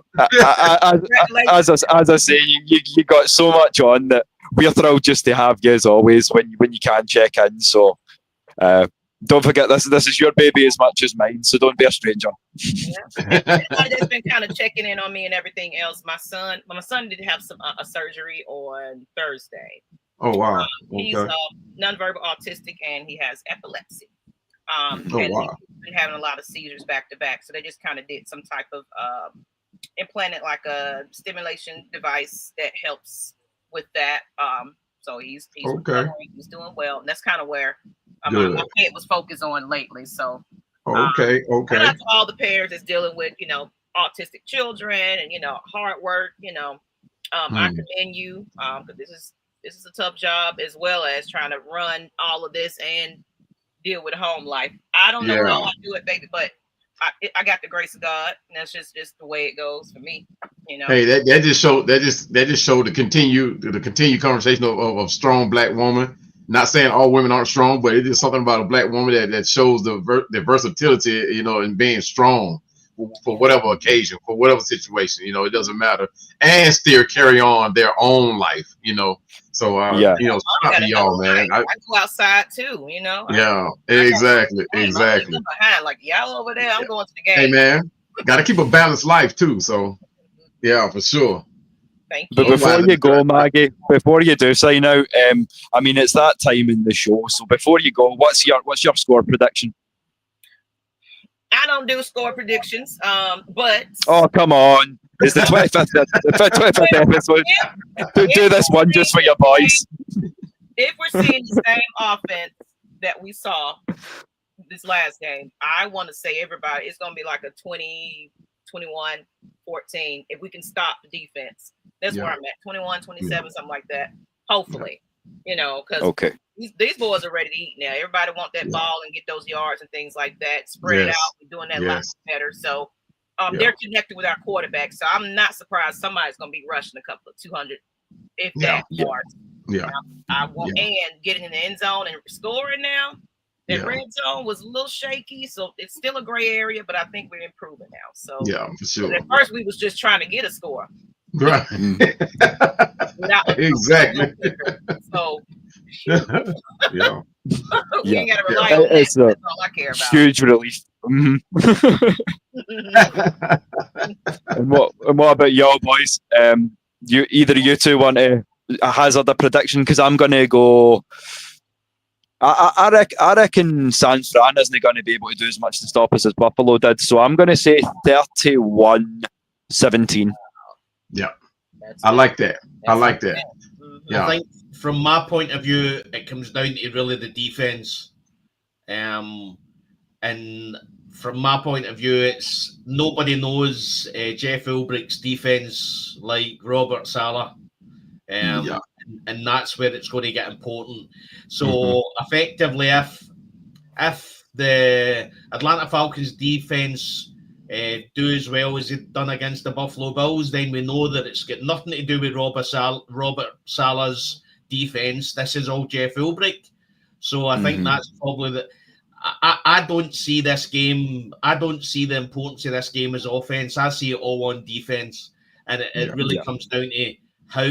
I mean, we've got the guys, and I would say that effectively with Mac Jones and the pass rush that we've got. I mean, I was hearing that Mac Jones got an injection last Friday to actually be able to play in this game last week against the Bucs. And seemingly he's not as healthy. He's similar this week. Now, effectively, with all the guys running at you, Mac Jones isn't as mobile as Josh Allen. Someone was detected at your front door. From my point of view, that's the most important thing. It'll be the pass rush. Keeping Christian McCaffrey quiet. Not so much running as in the pass catching and what he does after when he gets the ball through to him. Because I know Ricky Pearsall's out, so effectively everything's going to go through McCaffrey. And again, it just comes down to how much Jeff Ulbricht can keep this defense going the way it was last week. Yeah. For me, I'm going to say it's going to be probably, I would say 24, probably 24-17. I'm going to go. Yeah. Okay. And how about you, I'm gonna brother give you, Manny? Yeah, I'm gonna give you 4 more points because I predicted they were gonna be about at the 28-17. I'm thinking that if we keep the self-imposed wounds to a minimum like we did against Buffalo, we'll be all right. Because it seems that has been our Achilles heel, one of our Achilles heels, as opposed to like along with what Maggie was saying about the red zone. But these self-imposed penalties kills us. We be in game-winning drives, we be in scoring position, and we start self-imposing ourselves. So as long as we keep those at bay or to nil, I think we're the offense. They feel what it's like to win. You know, they're like Maggie said, they are hungry. So it's like if they keep that mentality, keep that energy coming in. I think the 49ers different offense and the defense is not going to know what's hit them, similar to what they did in Buffalo. And I think that Penix, he's ready to explode. You can tell in his demeanor, he's poised in that pocket, so he's ready to explode. So Zach Robinson has to release him at some point. We're game 7 or no game 8 game 7 into the season. This week 7 or week 8. Just 8. Week 7, but game 6. They're 6 games. So it's time to let him go. I mean, I don't know how much more he's trying to hide. Because I know he hasn't utilized the whole playbook. Yeah. But I mean, he at some point he has to let these boys go, and I'm hoping that it affects our ability to score in that red zone. And hopefully, my prediction of 28 is more like 38 as opposed to 28. So, like I said, but I'm going to stay on the realistic side. I'm going to look at more at 28-17, Atlanta. Okay. Yeah. As I say, the international team are forever the realists, so we will give you the real takes. But Maggie, have you any closing thoughts before you head out and deal with your business? No, just shout out to everybody that's out there in San Fran. Be safe, have a good time. Red and black party, enjoy yourself. Come back with the win. As far as anything else, of course, I'm always open to guests to come on. If you guys want to come on Atlanta Falcons Nation and speak your piece a little bit, hit me up. I'm always open to content creators coming and get their shine on and talk some football with us. And you don't even have to be a Falcons fan. Any fan of the team, especially with the Lady Birds, I always encourage the women to really reach out to me because I love to kind of spread that out and show that women knows football as well. True indeed. Me, all social media, Maggie T Productions, everywhere you can find me. As well as you can email me at maggietproductions@gmail. So that's how you find me. And donate to the channel. There you go. Our education fund, we give, because they're getting ready to go to winter break. And then right from winter break, it's revamp of school. So those school supplies will have to be renewed, especially during the winter months. Sanitizer, people get around this time. So, whatever you want to donate will be gracious. I'm always give it back to our educators just to make sure they can supply their classrooms. Yeah, true indeed. And I'll tell you one great idea that we did when my kids are well grown now. My oldest is 30. So, but one thing we did, we adopted the class that they were in, right? You don't have to go adopt every class or donate to every class, but where your child is, you take that class and that helps out huge. Now that teacher can get overwhelmed with supplies too, so they have that option of sharing with other classes. So whatever donation that you have from you adopting just that class alone, it goes a long way. Yeah, absolutely. I like that idea. Yeah, you've got money to support a cause. Make sure you're supporting something local and something that means something.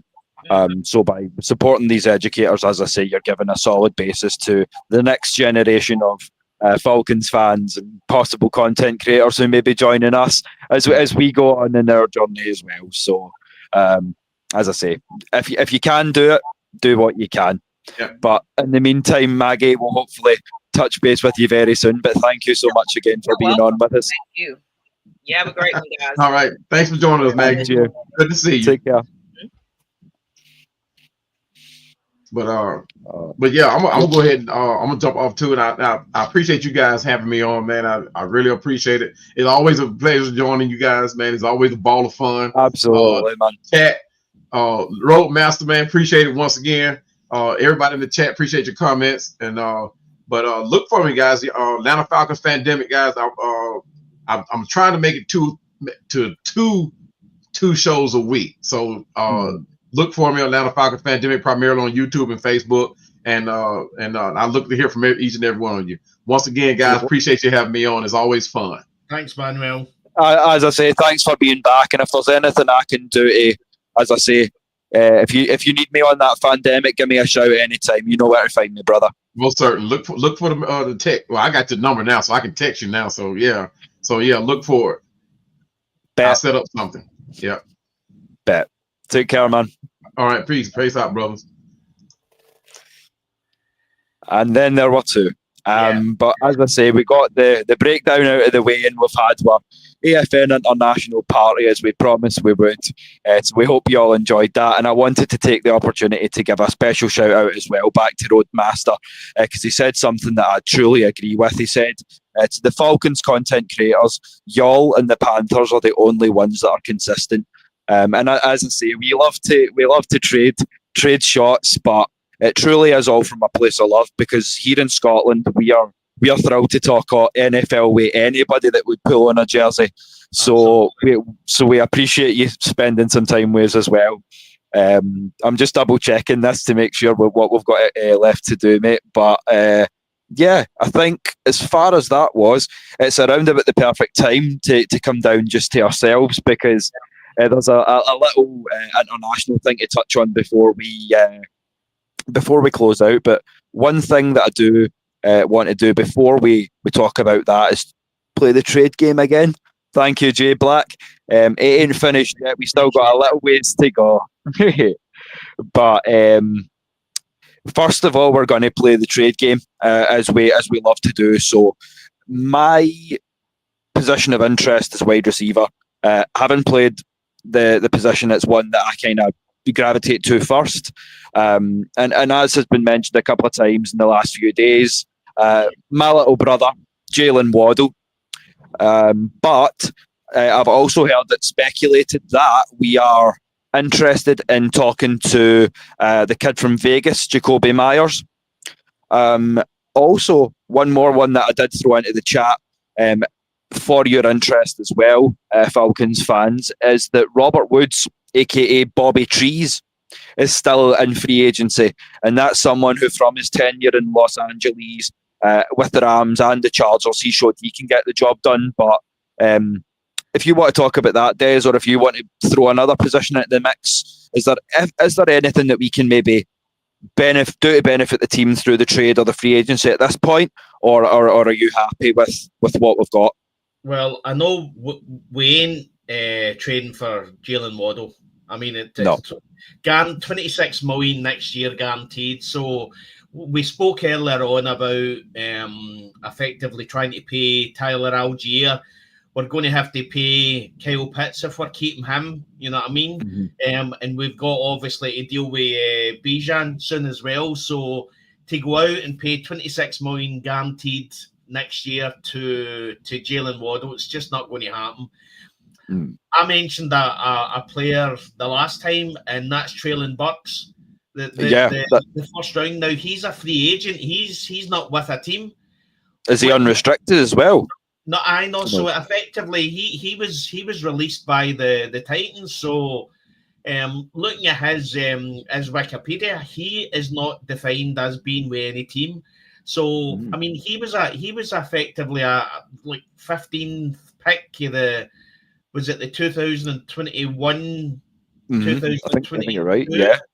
The same one with London. So, I mean, what's to stop is bringing him in and giving him a trial and see how it goes. Yeah, you know? And if you like your big body receivers, I mean, he's got a similar size frame to Drake as well. He's around about that kind of 6'4", 215 sort of pounds. So, I mean, if you like your jumbo sets, then that's something that kind of pique your interest a little bit. But having seen what he done in Tennessee for the level of play that you see out of the Titans, it's as you say, there's nothing that can go wrong with bringing him in for a shot, not at all. I mean, as in teams go, I mean, yeah, we've got wide receiver issues. We need some more depth there. But as Manuel said earlier on, we've got Nick Nash. We've not even looked at him. We've not tried seen him. We've got Casey Washington, who's been doing well. You know what I mean? Yeah. You've got David Sykes, which again, when he's called upon, he's there. You know what I mean? And then you get Dylan Drummond, who in pre-season done really well. So effectively, I think we're at a point where I think it's the defense is more important than the offense at this point. The offense, we said before the start of the season, the offense is going to be good. We just need the defense to be average. The defense is exceptional now. We just need the offense to be average. We just need the offense to score 20, 22, 23 points, and we should win a game with this defense. So for me, if I'm Raheem Morris or I'm Terry Fontenot, I'm waiting to see what Darnell Mooney we're going to get. Hopefully he plays on Sunday. It's looking like he could play on Sunday. And seeing what we get from him, I think he's the reason why. And Manuel said earlier on in the show about letting Michael Penix Jr. Effectively loose. He's probably the reason why Michael Penix Jr. hasn't been getting it right down the field, because Darnell Mooney's the speedmaster. He's the guy that can get down the field quick. And I'm hoping that we maybe see a wee bit of that on Sunday. But again, I would say what Raheem said to Peter Schrager, the heart and soul of this offense is going to be Bijan Robinson. And when you've got somebody like that with Tyler Algier, why would you put it in the hands of a rookie quarterback that's only playing his 9th game?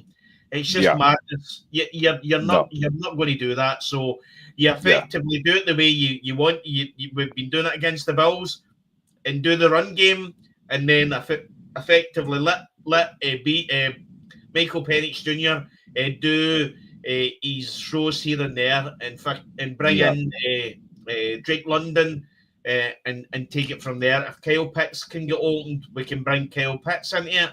But effectively, when you've got Mac Jones and you've got so many injuries, and you've got effectively the leader of the defense out for the 49ers, all you need to do is just bludgeon this team, Tyler Algier, Bijan Robinson, and effectively take their will, and then let Michael Penix Jr. do his stuff. That's it. So, as Roadmaster says, half of our team might be hurt, sir. If so, 3/4 of their team is hurt, because I feel like if you break it down numbers for numbers, we're more prepped for this game than they are. But I think that's where the depth comes in. We have got good depth. You seen that way when Jake Matthews got hurt. The guy that came in for him, he's like our 3rd, 4th string tackle. You know what I mean? So effectively, you see the depth now, and this is because with the offense and with the defense, we're keeping it simple. You know what I mean? And as you say, having the guys that are flexible in different positions, because you would never expect such a good performance at such a high level against Buffalo, who are a good team, as we said before the game. And Michael Jarrell, when he's faced only 5 out of 208 snaps at that position, because he's a natural right tackle. But as I say, we seem to be bringing in a lot of guys offensively and defensively, not just that give us good depth, but they give us good flexibility and good options in terms of packages, and just resting some of these bodies that might get a bit banged up or a bit worn down as the season draws on. You know, I mean, the way I look at it is if we can go out there to San Francisco and beat the 49ers, then we're at the point where we are legit. You know what I mean? We've effectively in 3 games we've took and we bet the 2 NFC championship contenders. and one AFC championship contender. So at that point, I think with this Buffalo Bills game, I think we'll look back on this game and effectively see that this was the coming out party. We effectively laid an egg, and I'm trying to be nice and not swear. So we laid an egg, but against the Panthers, but that's been dealt with. I mean, if somebody that says to me, you're going to tank against the Panthers, but you're going to beat the Washington Commanders, then you're going to beat the Buffalo Bills, then you're going to beat the San Francisco 49ers, I'd have been like, right, okay, sign me up. Let's go for it. You know yeah, what I mean? it's a topsy-turvy world. So you, in one way, as we have done, would sit there and go, surely not, but you would take it. But again, this game on Sunday is there to win. The San Francisco 49ers are injured badly, so the game's there for us. Mac Jones is literally, I mean, he's probably closer to Matt Ryan than probably any of the quarterbacks out there. He's a complete pocket passer. There's no mobility. He's injured, so there's even less mobility. Yeah. So he's Kirk Cousins now. Absolutely. So there's your strike. There's where you go after. And effectively, if you can fluster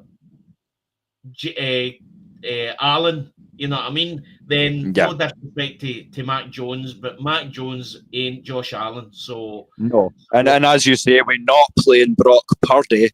It frees Divine Diablo up to do a little bit more Harrison of certain men here and there. If you're playing a man blitz scheme or certain things, if he doesn't have to be an out and out spy, because we know going in that if it's going to be Mac Jones, we don't have to worry nearly as much about pulling the ball down and taking off. But again, that's where effectively you're then you've got take Josh Allen out, put Christian McCaffrey in.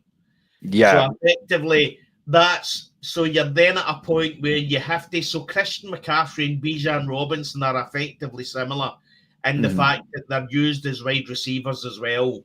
So effectively, you don't have to worry about. In fact, to be honest, Mac Jones can be mobile if he has to be mobile, but he's not fast.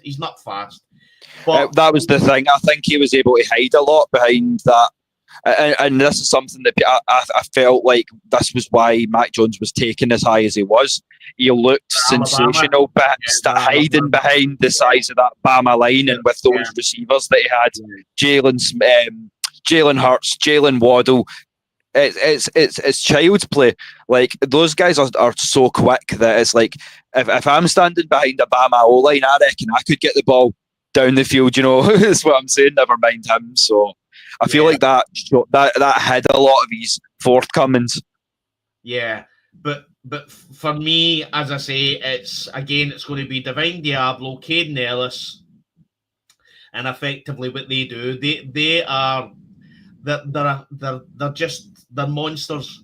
That's what they are. And effectively, listen, we don't want any player to get hurt, but the fact that Mac Jones is hurt, couple of sacks here and there, and effectively you see his will drop him, and that ankle or whatever it is. I'm just going to check the injury report actually just now to see what they've got him as. I don't think they've got him as Mac Jones. Yeah, Mac Jones, knee oblique. So effectively that's what they've got. So that's what his injury designation was, his knee oblique. Okay. Effectively, it's in his bottom half. So effectively, a couple of sacks and the pains are just going to feel a wee bit tougher and a wee bit sorer. And effectively, you take away that away, and just let Michael Penix and Bijan Robinson and Drake London do their thing. But what I would say is this is where the Falcons fan comes out. When I look at it's not for the life of me can you guarantee that we'll effectively dominate the Buffalo Bills and then lay an egg in San Francisco. We've done it before. or we'll beat San Francisco and then go against the Miami Dolphins and effectively lay an egg. So, as Manuel said earlier about consistency, we need to get that narrative out the history of the Falcons. We need to continue to dominate this defense and continue to effectively improve this offense. And if we do that and we show, and see, to be honest, see the sports media, I really don't care what they're saying about us. You know what I mean? No. I really don't care. I just know that if we go out there and continue to win, then win brings effectively success. So, that's what I want. And that's what I was going to say as well earlier. Like the fact that we're on prime time so much, the NFL at the end of the day operates as a business, so they know what windows to place their money teams. So if they're looking to put us on prime time so much, they see money in Atlanta. Now, we've said before about, obviously, the Olympics, the World Cup, obviously the growing of Atlanta to the point where it's become not just now a black mecca, but also now a sports mecca.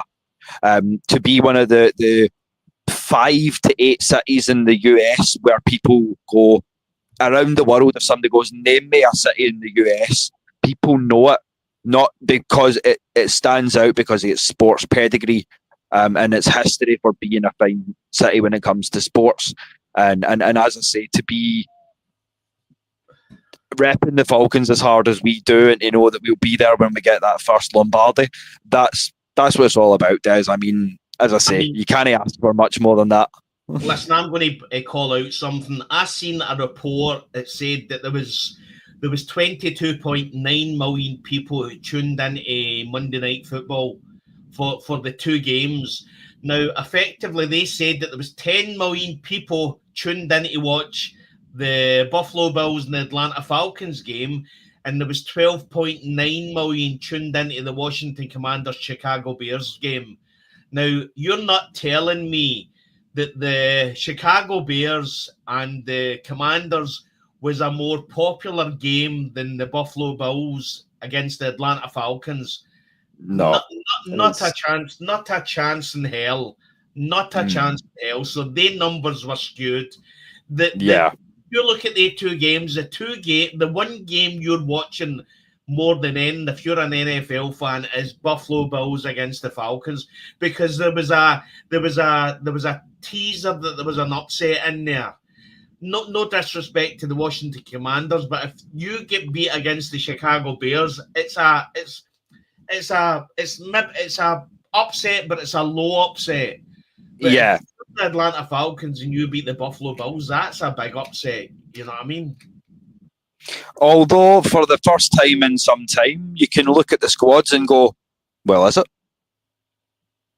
And that's why, as Maggie said earlier in the show, it's a fantastic time to be a Falcons fan, because in years gone by, we would have beaten Buffalo and people would have been like, what? But no, they said that they've seen that we played our game, and when you're playing against a defense as dynamic as ours, even when you're the MVP, I mean, I think I said it on Thursday, but we had the MVP. You don't have to be that much of a lip reader, but the MVP of the league sitting on the sideline, looking at his coach, looking at his number 1 receiver and going, fuck, man. Aye. It told me everything I needed to know right there. I'm telling you that now. As I look back, when I became an Atlanta Falcons fan, and I was never a fan when Michael Vick was the quarterback. But when you look back and you've seen how dynamic he was, and you work out that man never won a Super Bowl, and you think, how is that possible? And it's the same with some of these players we've got in this organization. You look at Bijan Robinson, and you're not telling me that in 15 years' time we're looking back and that man hasn't won a Super Bowl. Or we're looking at the starting career of Michael Penix Jr., who, as I said, in 9 games, 4 of them are going to be in prime time, and he's got the best quarterback rating in the 4th quarter. So you're not telling me that man gets flustered in the important parts of the game. You know what I mean? So effectively, we're looking at that. You're looking at Drake London. You're looking at Tyler Algier. You're looking at Kyle Pitts. You know what I mean? And you're looking at that defense, and you're thinking, there's not a chance in the earth this team cannot win a Super Bowl. You know what I mean? And especially when you look at the age of the guys that you've just listed, 23, 24, 25 years old. So, I mean, it's like, as nice as that Super Bowl would be, and as much as I crave it, we have the bodies in place to build a dynasty here. I'm not talking one Lombardi here. Like, we have the guys in place to where if we can pace it out right, this is a 2 or 3 ring team possibly. Yeah, but what I'm telling you, I know it's early days, but who knows, man? See if that Monday night game was the Kansas City Chiefs against the Buffalo Bills, and the Kansas City Chiefs dominated the Buffalo Bills as much as Atlanta Falcons dominated the Buffalo Bills. Mm-hmm. Literally, the Chiefs would be sitting at number 1 in the NFL power rankings. They'd all be saying, this team is back. This team's going to go and win the Super Bowl. They've literally just dominated the Bills. We dominated the Bills. Now, what I would say as well is if the Kansas City Chiefs the week before dominated the Washington Commanders, whether Jaden Daniels was the quarterback or not, again, they would all be saying, the Chiefs are back. They're going to win the Super Bowl. We done that. If we can then go on Sunday and beat the San Francisco 49ers, who are currently sitting at 4-2, injuries or no injuries, you can only beat who they put out in front of you. Then how can you say that this team isn't destined, hopefully, for a playoff, and more importantly for the Super Bowl? Because if that was any other team doing them and beating the teams, they'd be saying potential Super Bowl champions. Yeah, and it's not a narrative that we're unfamiliar with, is that we get nowhere near the level of respect that we deserve. But as I say, you say defense wins championships, and that's the old epithet. But even more so, I would argue that depth wins championships, because, as I say, when you come down the stretch and people start getting these little knocks, and you want to start preserving for playoffs, but there's still some important games to play, that's where you start to get into questions of depth. And as I say, we have more than enough there to where even if we didn't pick up a wide receiver, I would feel like we had enough to get over the hump. And we all due respect to Roadmaster as well, to the few things he's been saying along the way, like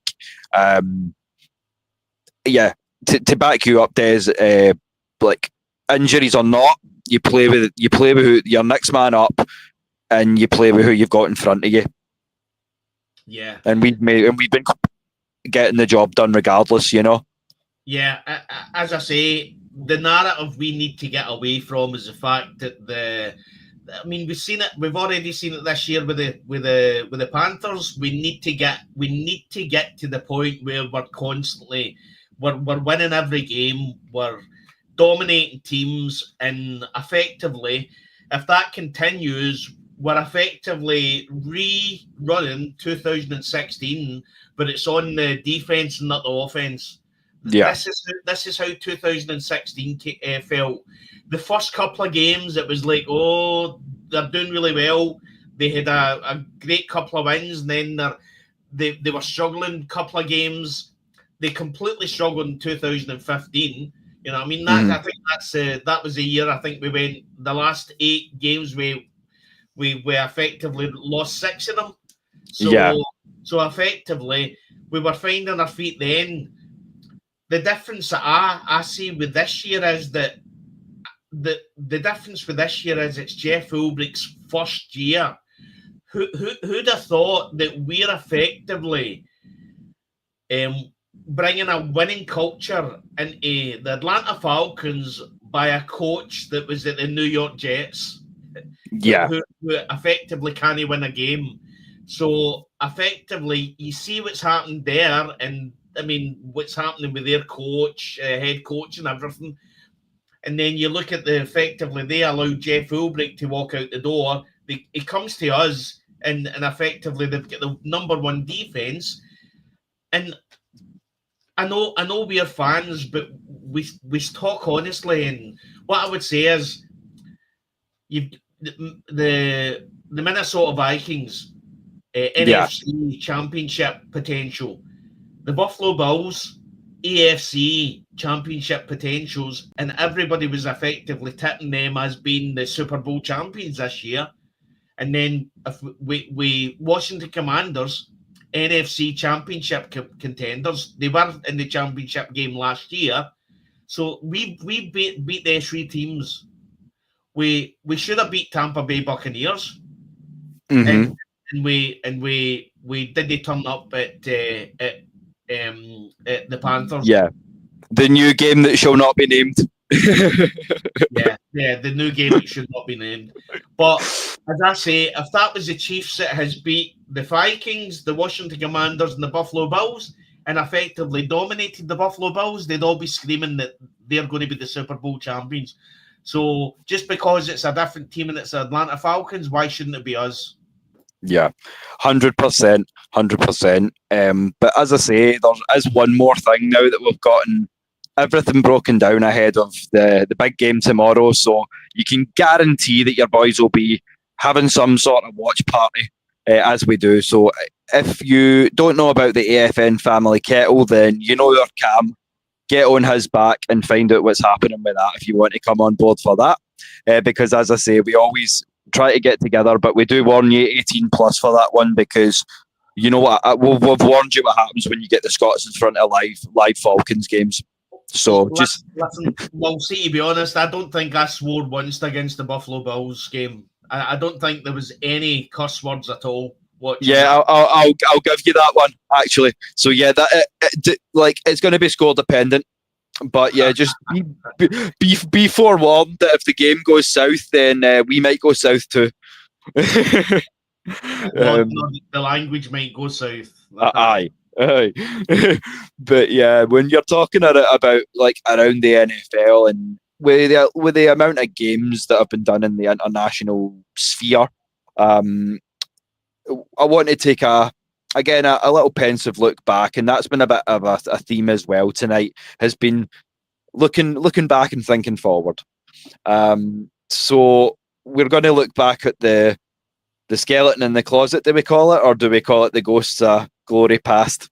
I'm not quite sure, but over here we were proud of what we kind of fielded, but there's the logos. I'll take the caption down so you can see it.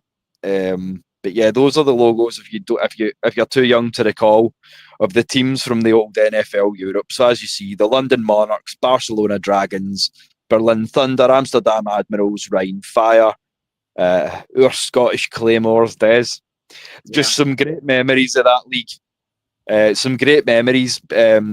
Obviously, it didn't end too well, but surely, as we've said a few times now, wanted to kind of circle back to it because we were kind of doing the special episode tonight, but it's now or never, right? Surely there can be another iteration of NFL Europe, or as we said before, like a world league or a world division sort of idea. Maybe even for the practice squad development or things like that. Do you still think that that's something that could be effective if they put it in place tomorrow?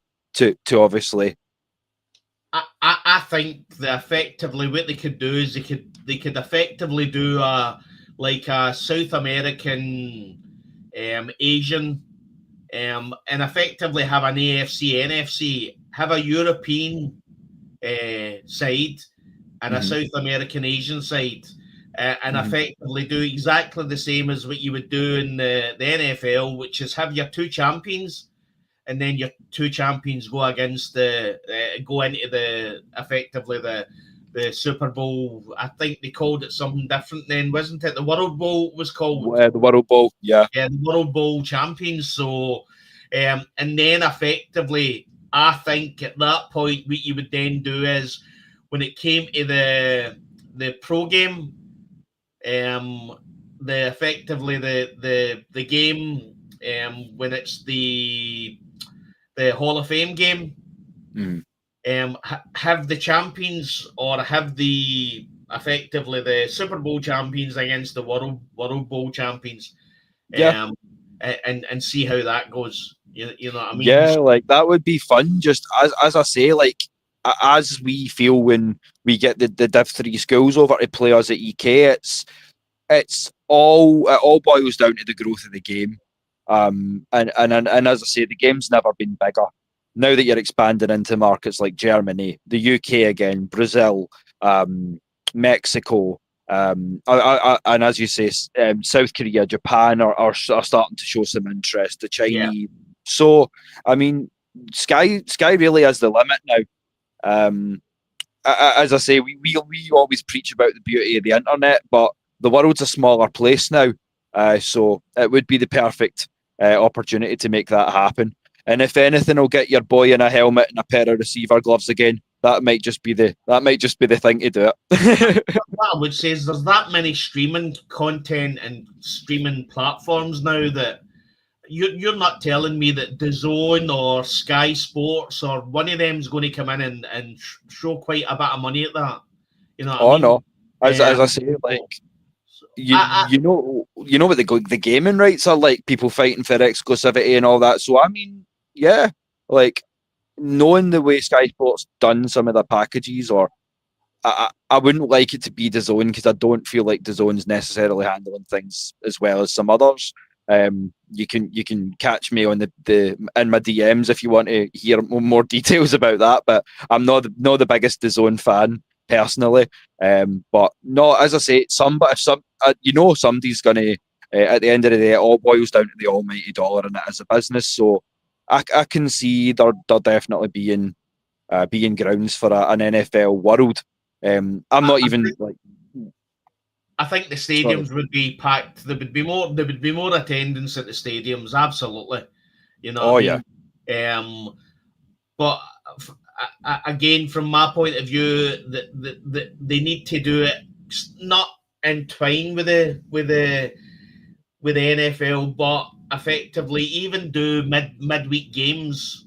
You know, the one thing I would say about the Europe are used to seeing soccer games and Tuesday nights and Wednesday nights and Friday nights as well, and Thursday nights as well. So literally every week, Monday night football as well. So every week. So effectively Tuesday, Wednesday, and Friday, when there's never any games in NFL, they could have the actual World Bowl games. Yeah. You know what I mean? And effectively how they would do it is they would have you would have your draft at the start of the season, and then effectively you would do as your cuts are going along, you would then, once you do your cuts at the end of the year, so effectively it's like June, what is it, like June the 9th or July the 9th? Thereabouts, yeah. I think it's like June. Well, it changed. It was around June 9th. I think it's like June 8th, like 17th, 18th or something now.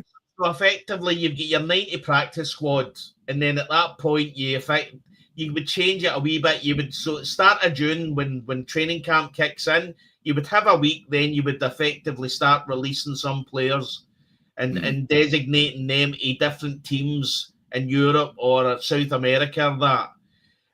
But they would still be there practicing with you, but effectively once the cuts all took place, they would then go to their own teams. Yeah, and then that means all these cuts from 90 to so you've got 53 plus you've got 16 in the practice squad. So you're about 69. So effectively there's 21 players there straight away out of every team that's gone. So they're out the league, they're away. You know what I mean? So, and then you've got like players like Traylon Bucks, who's sitting without a team. And then you've got effectively some of the older players that, no disrespect to like the Cordarrelle Pattersons and all that kind of stuff, where the NFL's too physical for them.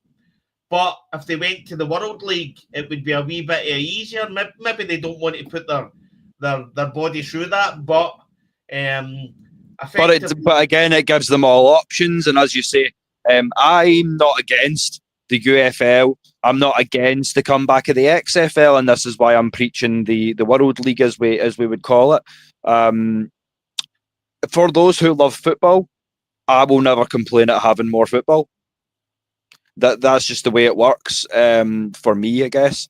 But yeah, as I say, if it's definitely something that's got an infrastructure to happen again. Yeah, it needs to happen. There's too much demand. What the NFL needs to understand is having 3 games a year in London, 1 game in Berlin. I mean, for me to go to London, when I went to London, literally it cost me about £1,500. So you're talking $2,000 for 1 game to fly down, get hotels, all the tickets, everything. You're talking $2,000 for that 1 game.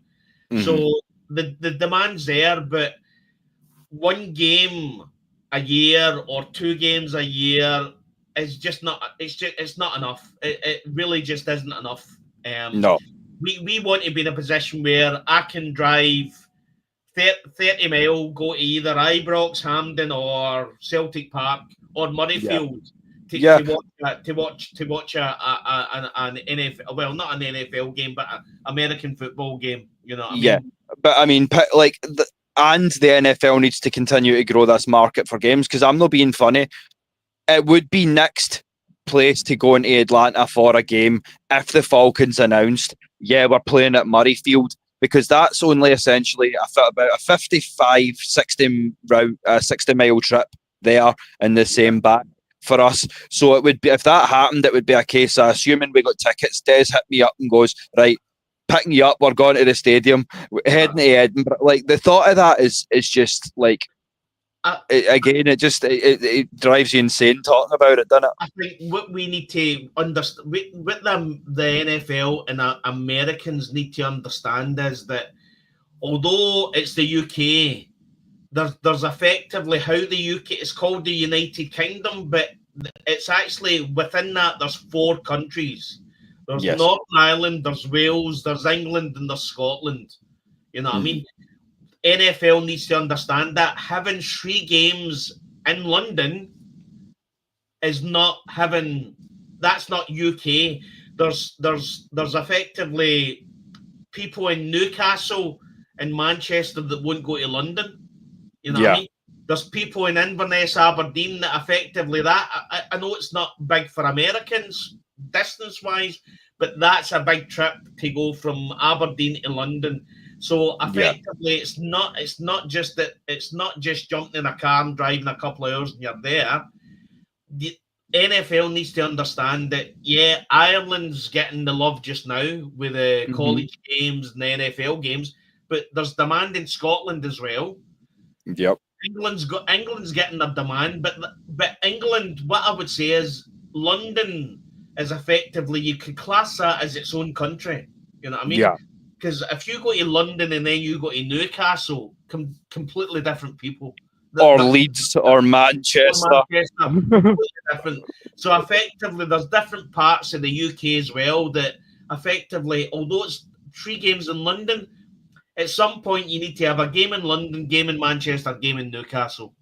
Yeah. Or a game in London, game in Manchester, game in Glasgow, game in Edinburgh. You know what I mean? Yeah. But again, that's just accepting that the NFL don't understand the effectively the makeup of the UK. Well, in that case, it's our duty to teach them then, because as I say, it wasn't just about taking it international. It was about like driving home how much this means to us as well. So if you're not paying attention to the British fans and the constituent fans that make up Britain, then you're really missing out, because the amount of money that Scotland would potentially put in, knowing how passionate some of the boys are up here for whoever their team might be, taking the Falcons off the table for just a second, whoever the team might be, the Scots are passionate. as it pertains to all their teams. So but another it thing would be, is that if you've got a game in Glasgow, there would be a lot of people from Newcastle and Carlisle and all the places in the North of England that would actually, it's easier for them to drive to Scotland and do that game than go to London.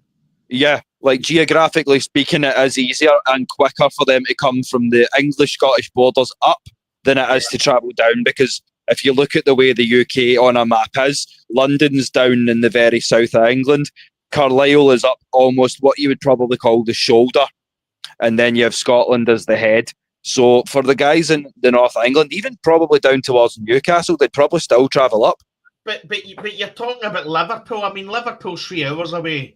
Yeah. Blackpool, you know, I mean, all these kind of places when you're into Lancashire and all that, you know what I mean? They're only 3.5 hours away from the game. Whereas driving to London, it would take them 5.5 hours, you know what I mean? So listen, I completely, I mean, I'm green flagging the European League. But I would say as well, at some point, the 3 games to London, and a lot of people in the north, the Manchesters and the Birminghams and the Newcastles and the Carlisles and all that kind of stuff, they'll agree. 3 games to London, I guarantee you, if you asked every single one of the people in that stadium, probably I would say about 75% of them don't live anywhere near London. They've travelled from Scotland, Newcastle, Birmingham, Liverpool. They've all travelled down. Some of them from Northern Ireland, some of them from Ireland, some of them from Europe that have come across. All the Germans, the Spanish, they all come across as well. So it's not all just London. You know what I mean? It's not all people from London. So I completely say that. Yeah, I shouted it out. I think in our first ever show, and that was 25 shows ago, that we need to look at doing the NFL Europe League again. Yeah, definitely. And as I say, that was something that I felt like, as the international flagship, it was only right that we used this platform while we had it for the big special to kind of, just as I say, just a little aside to keep you guys thinking about some stuff. But it's something that we love to do, is to keep the discussion coming. But it's been a good one tonight. And as we always say, if you want to join the Kilted Revolution, as we've come to call it, and earn your kilt, then all you would need to do is hit up myself, hit up Des, hit up Maggie T, hit up Manuel, any of the guys, and just ask us, look, I want to start coming on with the panels, and as I say, we can cross that bridge, get you in the group chats, all that good stuff. So basically, now that we've ranted and bent your ears for a couple of hours, then we're going to open the floor to you, who make all of this possible. So from Atlanta to the world was our original mission statement. To that we hold. So hello world, any questions for us? Yeah. It's all Roadmaster. So well, if you should ever get back to Scotland, Roadmaster, let's have that. Let's have that cold one. Well, we'll try and time it when we play your pussies, eh? Yeah, absolutely. I had John Frick. John, let me just click on John. So John Frick is one of the hosts in 92.9 The Game.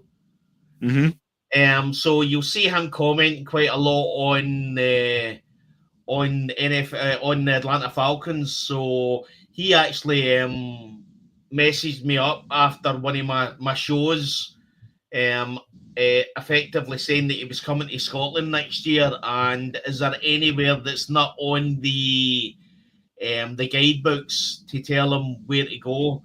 Oh boy. and I effectively say that probably is in the guidebooks, but sailing on the Waverley up Loch Catron is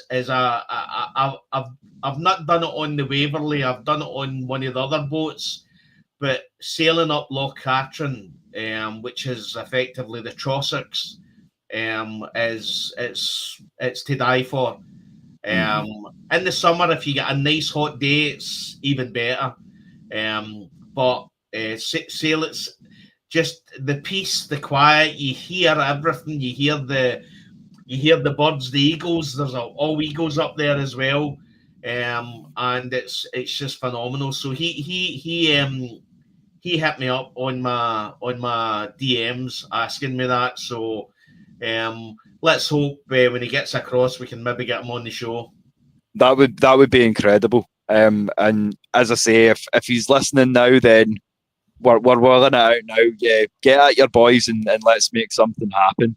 And as Maggie says down in the chat, we appreciate everybody that's tuned in and kept us company for the last almost 2.5 hours now. But as we always say, these are labours of love for us, but nothing happens without you guys. So as I say, we probably could kill 2.5 hours, to be honest, sitting just you and I, Des, but it's so much more fun to have you guys coming back and forth with us. So as I say, we always love to drop that towards the end, just to remind you all that we love our ATL.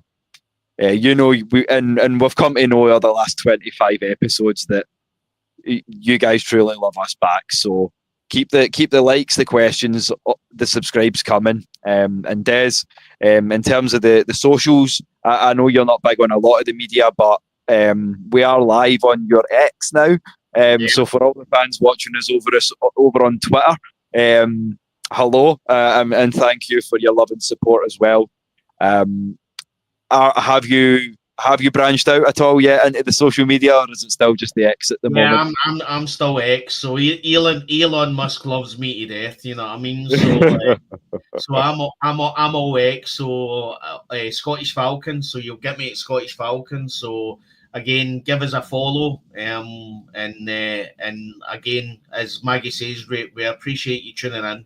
Two boys for effectively Glasgow. Talking about the Atlanta Falcons, and most people are watching in Atlanta, which is phenomenal. So obviously there's I think there's quite a lot of Scots tuning in now as well, and some from some English as well down south. So to be honest, when you're sitting round about 60 to 70 viewers and you're up against college football, that sums it up how appreciated that we are to the Atlanta Falcons fans. So and we and all we can do is promise that, well, if you promise to keep coming back, we'll do the same. Absolutely. So as I say, before we say goodnight, and if you're hearing this for the first time, then be sure to listen closely, because you're going to end up seeing this hopefully with us at the end of the shows, because this is where we sign off. And I was almost late putting the show on tonight. Des will tell you I was rushing around at the last minute to get this done. But in closing, don't ever forget, my brothers and sisters, that pain is international, but so is passion. So thank you ever so much once again. Des, thank you for joining me. Manuel, Maggie, thanks for being on the panel. And as I say, last but certainly not least, to you, the fans, thank you for joining us. We'll give you your evening back now. Scottish Falcons, out. Peace. Thanks, guys.